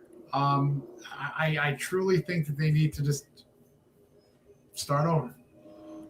You got to bring fresh minds into the building. You got to bring a fresh mindset. You got to bring a fresh plan. There can't be any of this stink of what's been carrying over for the last 4 years, the last 10 years, the last 25 years. And they've started that. You get rid of Greer. Fine. You admit mistake and defeat on Tua. Sometimes you have to just cut your losses. And sometimes you just have to realize that the people in the building might not be the best for your organization. And you don't know what you know until you actually find out. So there could be a person sitting somewhere else right now that could be infinitely better. But if you keep McDaniel, you know what you're getting. And we've seen it too much too recently that 180s can happen. I'm not saying it's gonna, but I'm not saying it's not if you bring someone else in and you just expect, oh, they're just going to tank. This is football. Forget tanking. I'm serious about this. I really, truly am, because I can't stand the tanking talk. Because, Jacob, you said it. Should we rattle off the number 1 and number 2 picks that have failed in the last 10 years? There are a slew of them. A slew of them. And like 7 of them are playing for their 3rd or 4th or 5th different team. Marcus Mariota, Jameis Winston, Brad. I mean, there's so many of them. I'm like, Darnold. And look at what Darnold is doing on his 6th team. Like, it might not work initially for the team that's picking 1 or 2. Baker Mayfield. You know, it just might not work. It's not who you pick. It's not where you pick. It's who you pick. And if you're not picking a quarterback first overall, that doesn't mean that you can't find a quarterback. I mean, I'm not saying that Tom Brady's just dangle on trees in the 7th round, but that happens. That happens. Dan Marino was the back end of the 1st round way back when in a 5 quarterback draft in '83, and he was the 5th one. It happens. Jackson Dart was the greatest thing in the world before he started to become a running back with his concussions. This year, what was he picked? 25? Yeah. Tyler Shook is a Rookie of the Year candidate. What round was he picked? I'm not saying these guys are the next coming of Joe Montana, Elway, Marino, Brady, but you don't just have to pick number 1 to get a good quarterback. Joe Burrow is an injury-prone quarterback who just took his team to 1 Super Bowl, and now everyone's like, is Joe Burrow still? Is his time in Cincinnati done? So enough of that. Enough of that. Build a football team so your quarterback has to be a good quarterback, not the aircraft carrier that George mentioned. But if he happens to be an aircraft carrier, maybe they could be a dominant team. But you know what? This is the year. I'm adamant about it. Best player available. Fill your holes, because you have holes everywhere. Every pick you can make is a hole-filling draft pick. All right? You need 3 cornerbacks, because I don't think Jack Jones and Rasul Douglas are both coming back. I don't know how Cater Kohu is responding from his rehab. I don't know if Storm Duck is good enough. We love undrafted guys. Storm Duck was an undrafted guy who we just liked. If his name was Freddie Jefferson, we wouldn't love him as much. His name is Storm Duck. We love him. I mean, it's ridiculous to me. So you have to draft good football players. But again, it comes down to this specific hire. You got to have the guy to pick the players. You got to pick the groceries. Again, and it looks like I don't know if this is true, but Raheem Morris did get fired from the Falcons.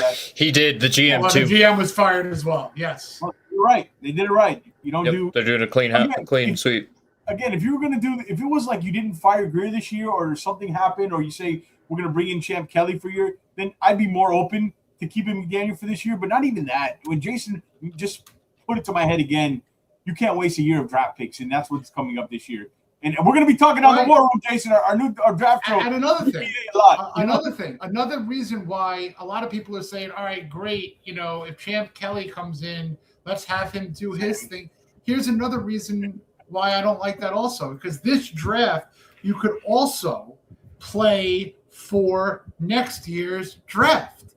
Meaning, if you like 7 players at pick 11 that you'd be happy with, and you trade back to 17, you get a 3rd round pick in this year's draft and a 5th rounder, a 4th rounder. You do that 2 or 3 times in this year's draft. Let the general manager stack 2 years of strategy for him or her to do what he needs to do or her needs to do. So I don't like the fact that, oh, just let Champ Kelly come on in. It'll be a tank year. They'll just draft. No, that's not a roster build architectural mindset. That's a superintendent that you're going to fire, have someone come in with another set of blueprints, deconstruct that if he doesn't like it. So it's asinine to me.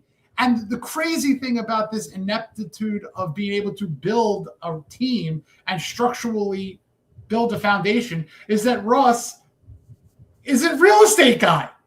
Like it's the greatest like mind screw ever, that there should be a general understanding of how you build on top of a level as a foundation, and then you fill everything else in. He's been trying to go to the penthouse before the electrical work was done.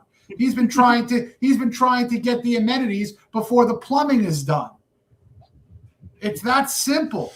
Build from the ground up, and you better make sure that the first floor is solid so the second floor can be solid on top of that, and you're not going through. What I say, pockets of opium, it gets blown away because the foundation's not built right. That's why. Correct. That's why.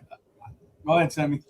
I just hate the fact that everybody said Champ Kelly 1 more year. If Champ Kelly is the GM, he's gonna get a 4-year contract.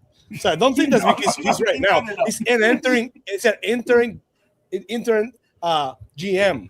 If he becomes a GM, he gets a new contract. So stop saying that. No, he's already here. Let him run. It's interim. He's gonna get, if he's the GM, he's gonna get a new contract. So stop it with no. Let's keep it up. It doesn't work like that. Stop it. Jesus. How do you really feel, Sam? Oh. No, my only thing is that's the only, I don't want anybody coming on with Mike McDaniel as a new GM. You guys, we've all agreed here. I think we all agreed. I gotta go, guys. I gotta go. I'm sorry. We're gonna wrap it up here soon. Thank you, Curtis. Guys, Nice seeing you again, Curtis. Jacob, always good. Sammy, you're my man. I love you. Jason, you are like a brother from another mother. And George, we are becoming one simpatico. And I appreciate you guys and everybody on the chat. We appreciate you. Thank you. And we'll Be do well, more Curtis. stuff. Yeah, 100%. Always. Be a good guy. Thank you. Yeah, and again, I think we all agree the importance of this hire, right? I think we all agree. And we all agree that the best path is cleaning house. I think we all agree on that. Cleaning house completely right across the board. Sammy, Jacob, Jason, cleaning house, what we want if we had our perfect world. Now I'm going to ask you this. Before I ask you, let me get to the sponsor because I always forget. I forgot last post game to do the sponsor. That's not good. What?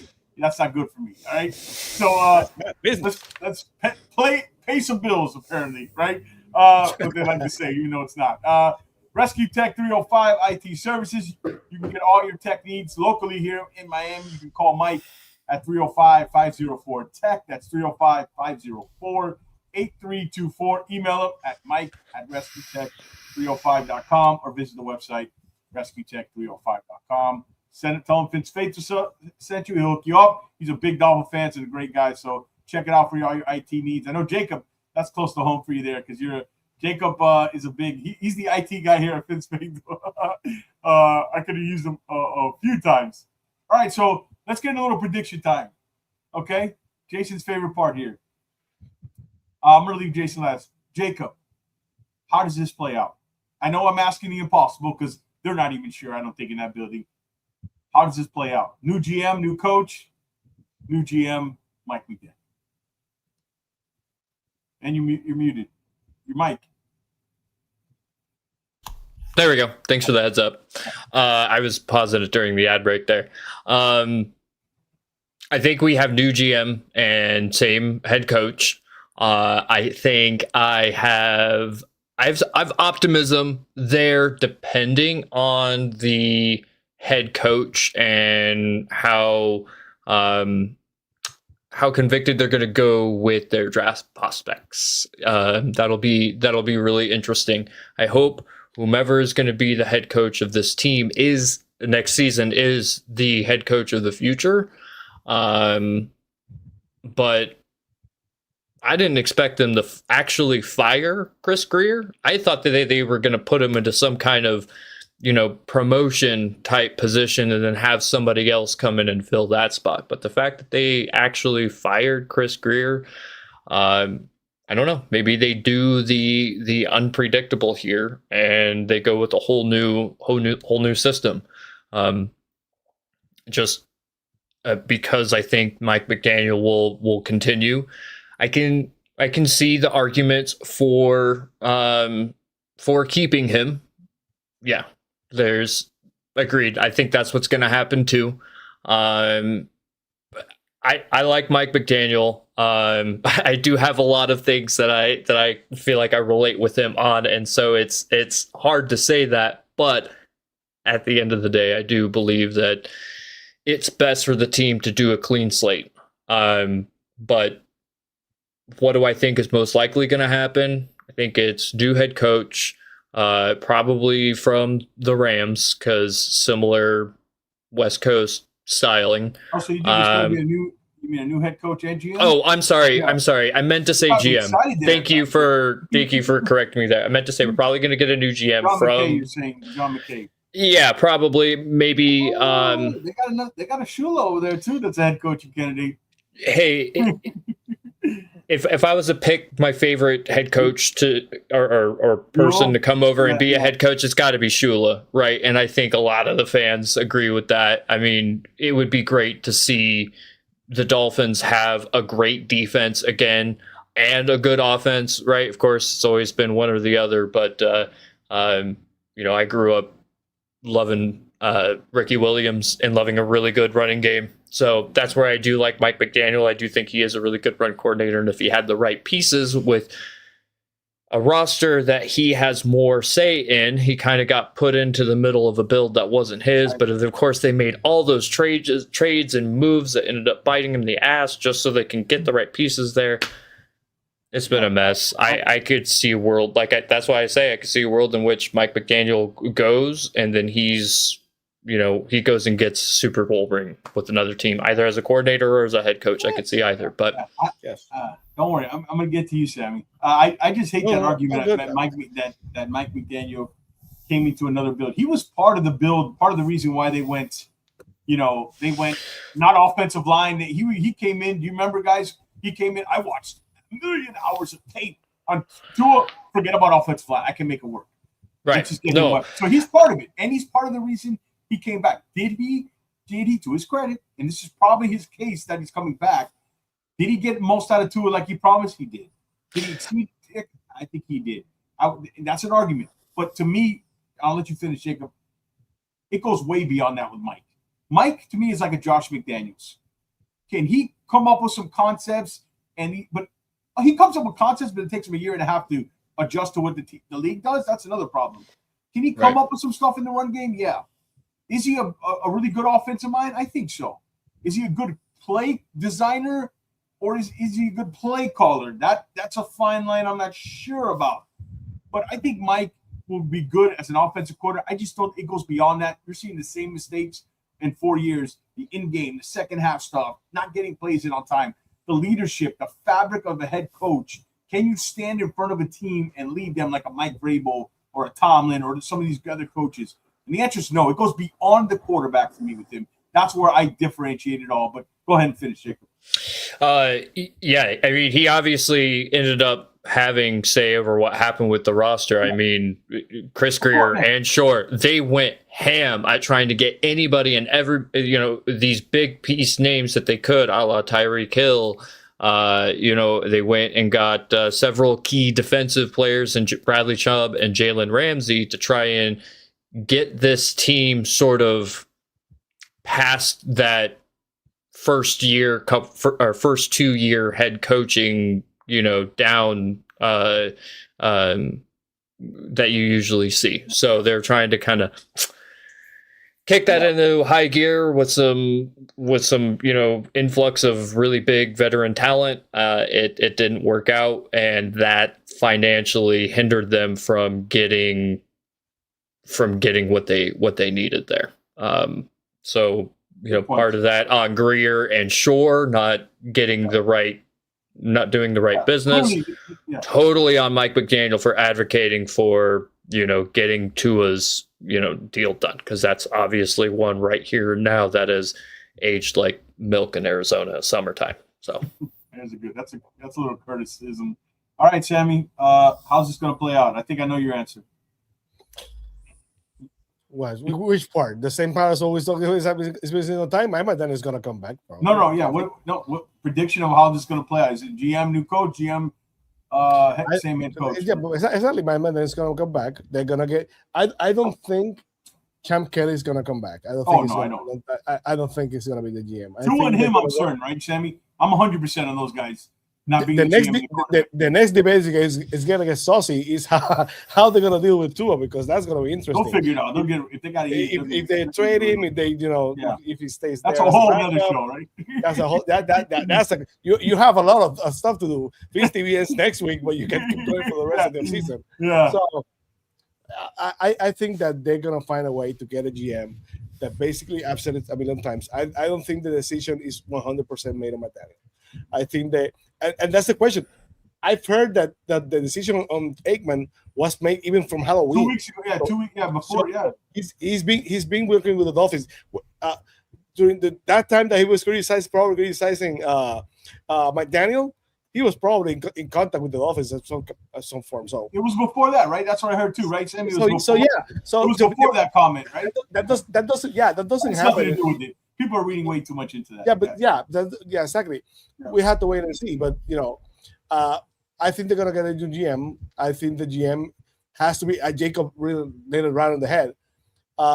If you're gonna keep McDaniel, that it has to be kind of a GM that kind of works with work on offense. Oh. So it will be 49ers, will be Rams kind of guy, probably maybe Packers. If not, Packers is good, yeah. So I think there's someone. I think there's someone in the Packers. I don't remember his name now, though. That will be a good fit. Agree, Glory. I think regardless of McDaniel's the coach or not, I believe also Tua is not on the team or the starting. GM, they're going to find a way to get rid of them. Whether it's I don't think he shows up in the building tomorrow. That changed so much from Tua and McDaniel being connected in the hip. Now there's a better chance for Tua to come back as a backup if McDaniel is not here. So we'll have to figure that out. But someone for the Packers, someone for the 49ers, someone for the Rams will make a lot of sense if McDaniel's coming back. Okay. I agree. That's most likely. Tell me, man, is Halaby the guy here? You're muted, Jason. Jason, you're muted. What I think and what I want are going to be two entirely different things. Yeah, exactly. I think everybody's in agreement. Right? That's usually the case, isn't true? But that's also when everyone wants something that doesn't happen, and here we are as fans. It's almost like us fans kind of have a little bit more insight on what really should happen because no one's been happy with what's been going on, and here we are yet again. But I think ultimately, if I have to put my chip on a bet, I'm going to say that the new GM will be brought in, and as I've been saying, it will be that person's decision to make the decision on whether to keep McDaniel or not. And that is what I want to see, and I hope that that's the case because if a GM comes in and it is a top-tier candidate, and that candidate has the conviction or the plan to keep Mike, I tweeted 2 weeks ago, I'm a little intrigued of what McDaniel can do with Ewers in a full season if he doesn't deviate from the run, if he fixes some issues. There's an intrigue there. Sure. Do I think he's going to miraculously take this 180 and change all of his negatives? That's a tall order. But if a new GM comes on in, and even if it's a week from Black Monday or a month, then pulls the trigger and gets rid of McDaniel, then you know that there's a new sheriff in town. And I think that could reverberate across the building, around the league, and it's a new dawn and a new day. But if you want the real answer, new GM, McDaniel will probably have one more year. Oh, I guess that leaves me, right? And I'm feeling good. And that's not George. George is like... Well, I mean, I've been waiting. But you guys want the same thing I want, don't you? Like, yes. What I think's going to happen, what I want to happen, or I'm going to tell you always what I want, in my opinion, more than what I think. There's plenty of people going to tell you what you think is going to happen. Yeah, but there's a difference between saying what you want to happen and what you think it will happen. There's two different things. Yeah, I don't think. Yeah, what I want to happen is Mike going to come back. what I think's going to happen is he's probably coming back. I mean, based on just the last few weeks, I'll be honest, I've been on the fence for a while now because we're getting mixed signals. I think it's a big mistake that he's coming back, and it's not because Mike McDaniel, even about Mike McDaniel.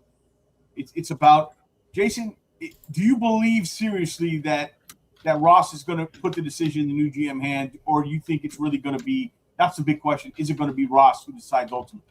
So that's again where Aikman comes in. I think it'll be a new GM, somebody. I don't think it'll be the top tier candidate. It might be that second tier. And again, I'm going through all the guys. We're gonna go through all. We're gonna have a show, Jason, this week. Stay tuned. We're gonna go through all the probably about 10 candidates that we like in detail. Why they might fit, why they might not. I think they'll keep Mike one more year. I think it's a mistake. I think you're wasting a year of development, draft capital, and everything. I think you're delaying the inevitable. I think it's a big mistake. I don't think you'll get the top candidate when Mike McDaniel's still in the building. And I don't even know if you get the top interviews with Mike McDaniel still in the building, even if it's undecided again. And that was always been my thing, right? Again, Jason, the question is, and I will accept that. I will accept if he's really serious about it. And Troy Aikman's involvement is showing that he's serious about it.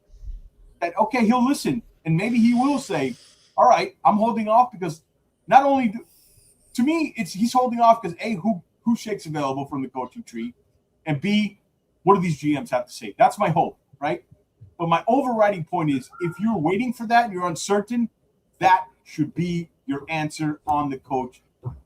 Period. This brings me to one other thing. Like, what does it tell you if the owner is bringing in an outside consultant? That means he doesn't trust himself. Correct. I mean that is the worst poker tell at the table. Finally. I mean, if you're playing poker with a guy and he is looking at the cards and says, "Hey, what should I do on this hand?" You're not playing against a good poker player. Yeah. You're playing against someone who needs help. And what Ross's tell is that he has no freaking clue what to do.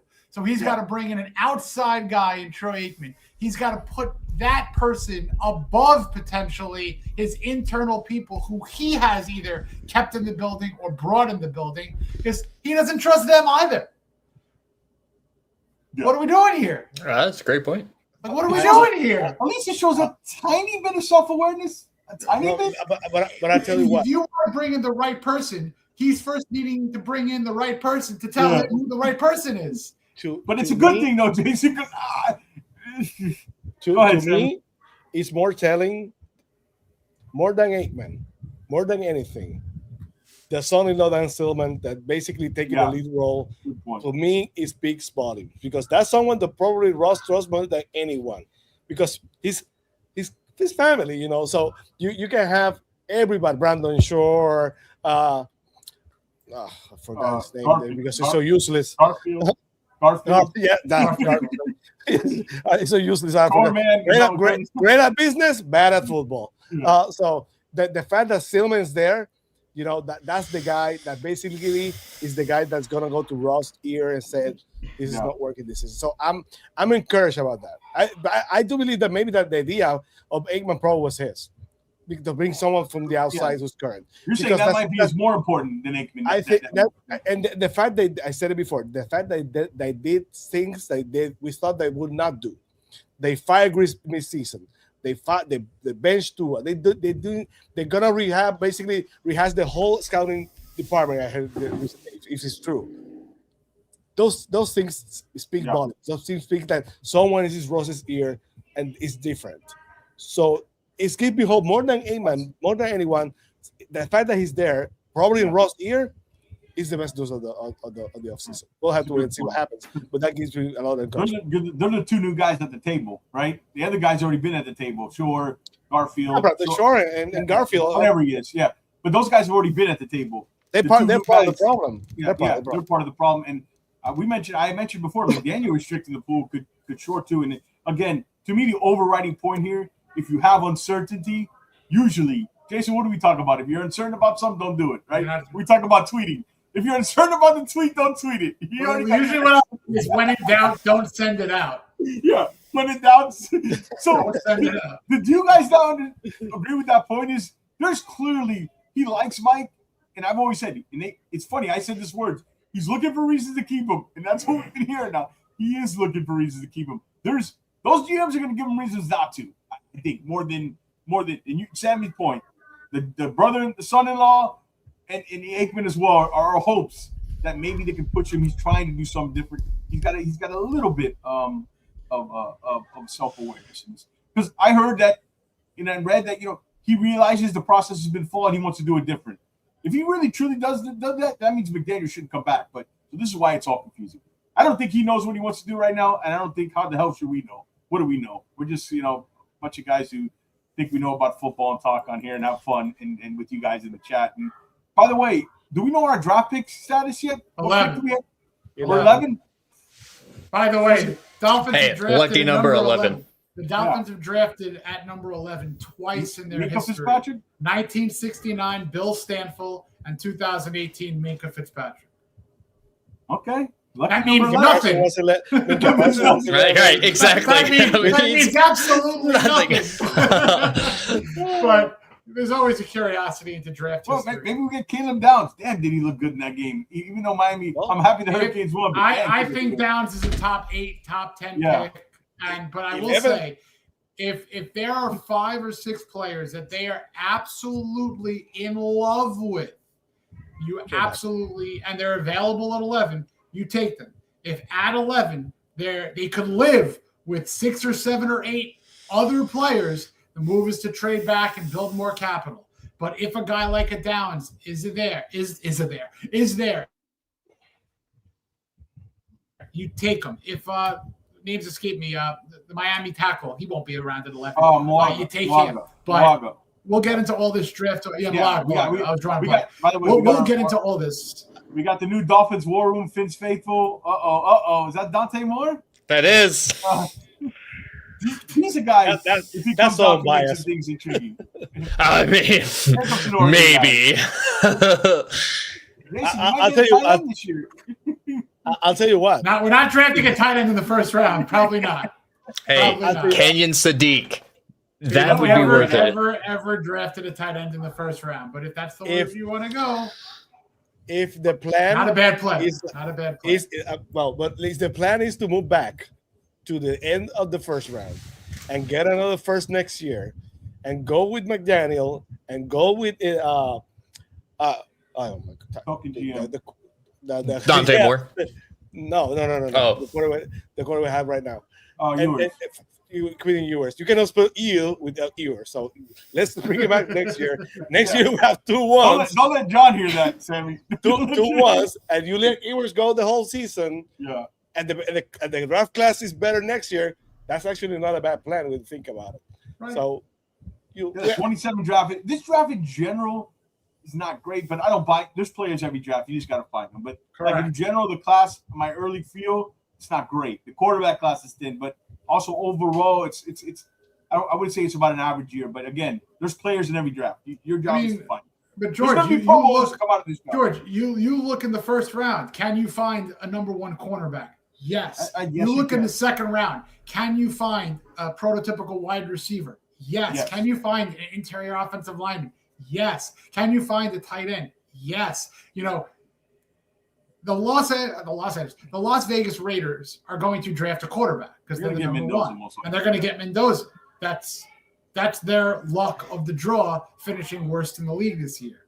But for teams that aren't desperate for a quarterback, best player available, and the Dolphins are the number 1 team in that BPA mindset, in my opinion. I think the third round, I think you're in position. Take another quarterback, just a third round. That's fine. Take one. That's fine. Alar, Green, we got all the time for that. We're gonna have a bunch of draft shows. This is our last post game. Find me a 6'5" quarterback that can run but cannot pass. I want him in the second round. I want him. I just gave you 2: Drew Alar and Taylor Green. Look them up. I want him. Convert it to tight end if it doesn't work. Let's just get a running back. Put him at quarterback. Call it good. Jeremiah Love at 11. No. Sorry, no. I can't wait to it's coming. The season's over. We can officially shift to draft stuff. That's coming. Hope you guys like the new logo, Dolphins War Room. It's still Finn's Faithful, but we put a little cute name to it. We'll see. The content's still the same. Blah, blah, blah. All right. I want to get this is our last post-game show of the season. I want to send out, give everybody our thanks, but I want to give everybody some closing thoughts here. We'll start with you, Mr. Jacob Lehman.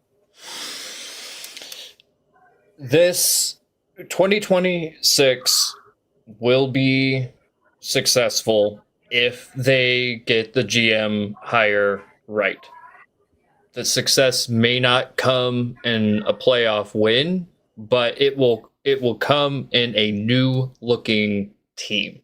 And that can look in a couple of different ways. That could be a functional Mike McDaniel offense, which have we seen that consistently? No, but maybe this is the year he makes it consistent if he ends up sticking around. But this hire of getting the GM, if it's done, if there's any way to have a successful season in 2026, I think you got to get the GM hire right on the money. And that's really kind of my closing thoughts when I get into here. And this team needs to get rebuilt in the draft, at least over the next couple of years for sure. Sammy, closing thoughts here. On the football side, I'm gonna make my predictions right now. Okay. They're gonna get a GM. Raheem Moore is gonna be the defensive coordinator next year with Mike McDaniel, the head coach. You cannot spell "you" without "ewer," so he's gonna be the quarterback next year. we're gonna have Raheem Moore. Actually, that's a good hire, though. Yeah, because I do believe that Anthony Weaver is probably going to be much better. There's a connection there, no? There's a connection there, right? Yes, from the 49 and the Washington Redskins. Yeah, Washington. So I do believe Anthony Weaver is going to be head coach this cycle. There are going to be a lot of openings, and I think he's a guy that's probably going to be much better head coach than a defensive coordinator. I think the guy has moxie, has leadership skills, so I think he's going to be, if you can get a good coaching staff, I think he's going to be a very high for someone. So I think he's going to be a head coach this cycle. So, we have to wait and see. They have to use proper use of those draft picks because, as we all know, that third round is key for the Dolphins. Trade back if you can, draft stock for next season, get that quarterback, and wait and see. On the personal side, George, congratulations on a great season of Fins Faithful. The show has grown so much in the season.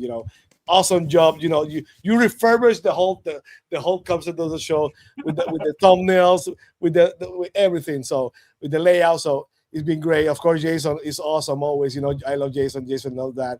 He's part also of the Fins TV family. He's married to you, but he's my brother. So he's part of the Fins TV family. I share him. Yeah. I know it's not good, George. No. Yeah, I know. Don't tell his wife there, son. So it's been a great year for Fins Faithful, for you, to George, and for Jason. Awesome year for you guys. So I appreciate you as friends, as family. You're also part of the Fins TV family. And to everybody that watched it, guys who basically love this team, love this game. I always say the same thing. As fans, we deserve so much better, but at least we have each other. Great word, Sammy. I couldn't. I'll get to mine last. Sonny, go ahead. Jacob and Sammy said it great. I agree with them. George, thank you for bringing me on this year. It's been a blast. I really appreciate you as a friend, more so as a co-host, but both are very, very equal. But as a friend, first and foremost, just thank you for everything. Everyone watching, we've had such a terrific run of consistent viewership. I appreciate you. I'm not going to name individuals because I'm always going to forget someone, but you know who you are. You're in the chat every day that we have a show. So thank you very much, Jacob. I'm really so glad to see your face on the show again, and to a happy and healthy 2026 to you and family, first and foremost. But as for the Dolphins, I'm in the firm belief that if you want to get out of the nut house, change the thought process, because if you keep on doing the same thing over and over again and expect different results, that's the definition of insanity. And it's been pretty much an insane quarter century. So hopefully we could turn the corner and get on our way to building a right foundation that's going to actually stand for several years and maybe even a decade or so. Oh, I don't know. Yeah, great. I don't know where Jacob went, but I'll get to the Dolphins stuff real quick. We said it over and over again in this episode. This hire is the most important hire and will lead the direction of this franchise for the next 5 years. So for us guys who cover this team, we better hope that they get it right. I don't care how they do it, Ross. Get this right, because it's the one decision you haven't got right in your tenureship, and it's the reason why, the biggest reason why this team hasn't been successful for the last 25 years. Not anything else. It's this hire. Get it right. And as far as the show, Jacob, he hopped off. I don't know where he went. He messaged me. But anyway, great to see Jacob back, and glad his wife's doing better. And it's great to hear his voice and get him back in the show. As to Sammy and Jason, Sammy, thank you for no matter what, when I need you. More importantly, it shows the friendship. When I need you, not only off air but on air, you're always here to fill in the role, and I appreciate it. And I can't thank you enough for the whole season. You've been riding with me. You have a lot of hats you wear, and your friendship. I told you, both you guys, your friendship means more to me than this show. It just so happens that it's married together, and I appreciate it. So, Sammy, thank you for always coming on when I need you and not hesitating, and I appreciate that. I know it's been a rough season to cover. Sarni, our relationship has grown, not only as co-hosts. I think me and you are developing something with a chemistry here on this channel, and it's a lot to do with you, and I appreciate that. And I can't thank enough the people who watch this show, the loyal viewers, whether it's 5, 10, 15, 20, or how many you are. Thank you so much for this season.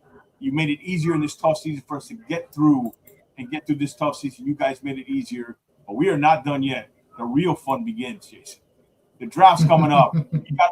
We're going to have wall-to-wall draft coverage. The War Room, baby, the Dolphins War Room presented by Finn's Faithful. We're going to have over 150 prospect reports. We're going to go through it. We're coming up with new ideas. So make sure you subscribe. But also put the notify bell on so you know when we go live, because there's a ton of stuff we got going on. Our next show is going to be, again, depending on what breaks. If anything breaks, we'll go live, or I'll go live, or somebody here on the Finn's Faithful will go live, because this is going to be a hectic few weeks. So check out that. But also, we're going to have a GM show. Who are the candidates? What are the Nick GM candidates? I think we'll hear those names filter out tomorrow. They're going to start running. So look out for that show. Jason, we haven't finalized when we're doing it. Could be Monday, could be Wednesday. We don't know yet. Unless some crazy things happen, let's expect Wednesday. Okay, Wednesday. Because we might also have some news to break and do some other shows on Monday. It depends on what happens. So, but again, I thank you guys for a wonderful season. The fun for me begins. My favorite part is the offseason, baby. You know what I mean? That's my favorite part. I love it as much as this. So you see my smile. It's like, but thank you guys. Happy New Year, George. Happy New Year. Thank you guys all. 2 hours we've gone live. It's never, time flies by when you're doing with good people and good friends. So thank you guys. So for Frank the Tank, shout out him all season long. Frank the Tank has been joining the show, and he was so kind to message me today, again, with a photo from his seat saying, sorry, man, I'm at the Devils game, but if you need me in the offseason, you got me. Frank the Tank. I'm praying the Devils win a Stanley Cup for you, Frank. Yeah. He lost power. I'm really lost power for you. Don't worry Thank you for the interruptions, Frank. Thank you for all the interruptions. Thank you, Frank. Hopefully we'll get back Frank on. So for Frank, everybody who's joined this post, I don't remember the name. Bobby Schaus, we've had on Lou, Ash. I mean, you remember the names. Who else? Adrian, Finstan, everybody. Thank you. If I missed your name, I'm sorry. Thank you guys. Thank you guys in the chat. Also, Don, keep with us. Stay with us. We're all in. We're locked in. We got you for the draft, all off-season draft, free agency, all that good stuff.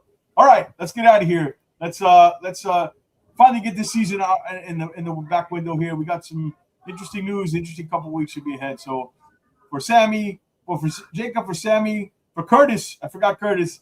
Obviously, my co-host and co-pilot Jason Sarni. I'm George. Guys, stay Finn's faithful. Stay healthy. We are out.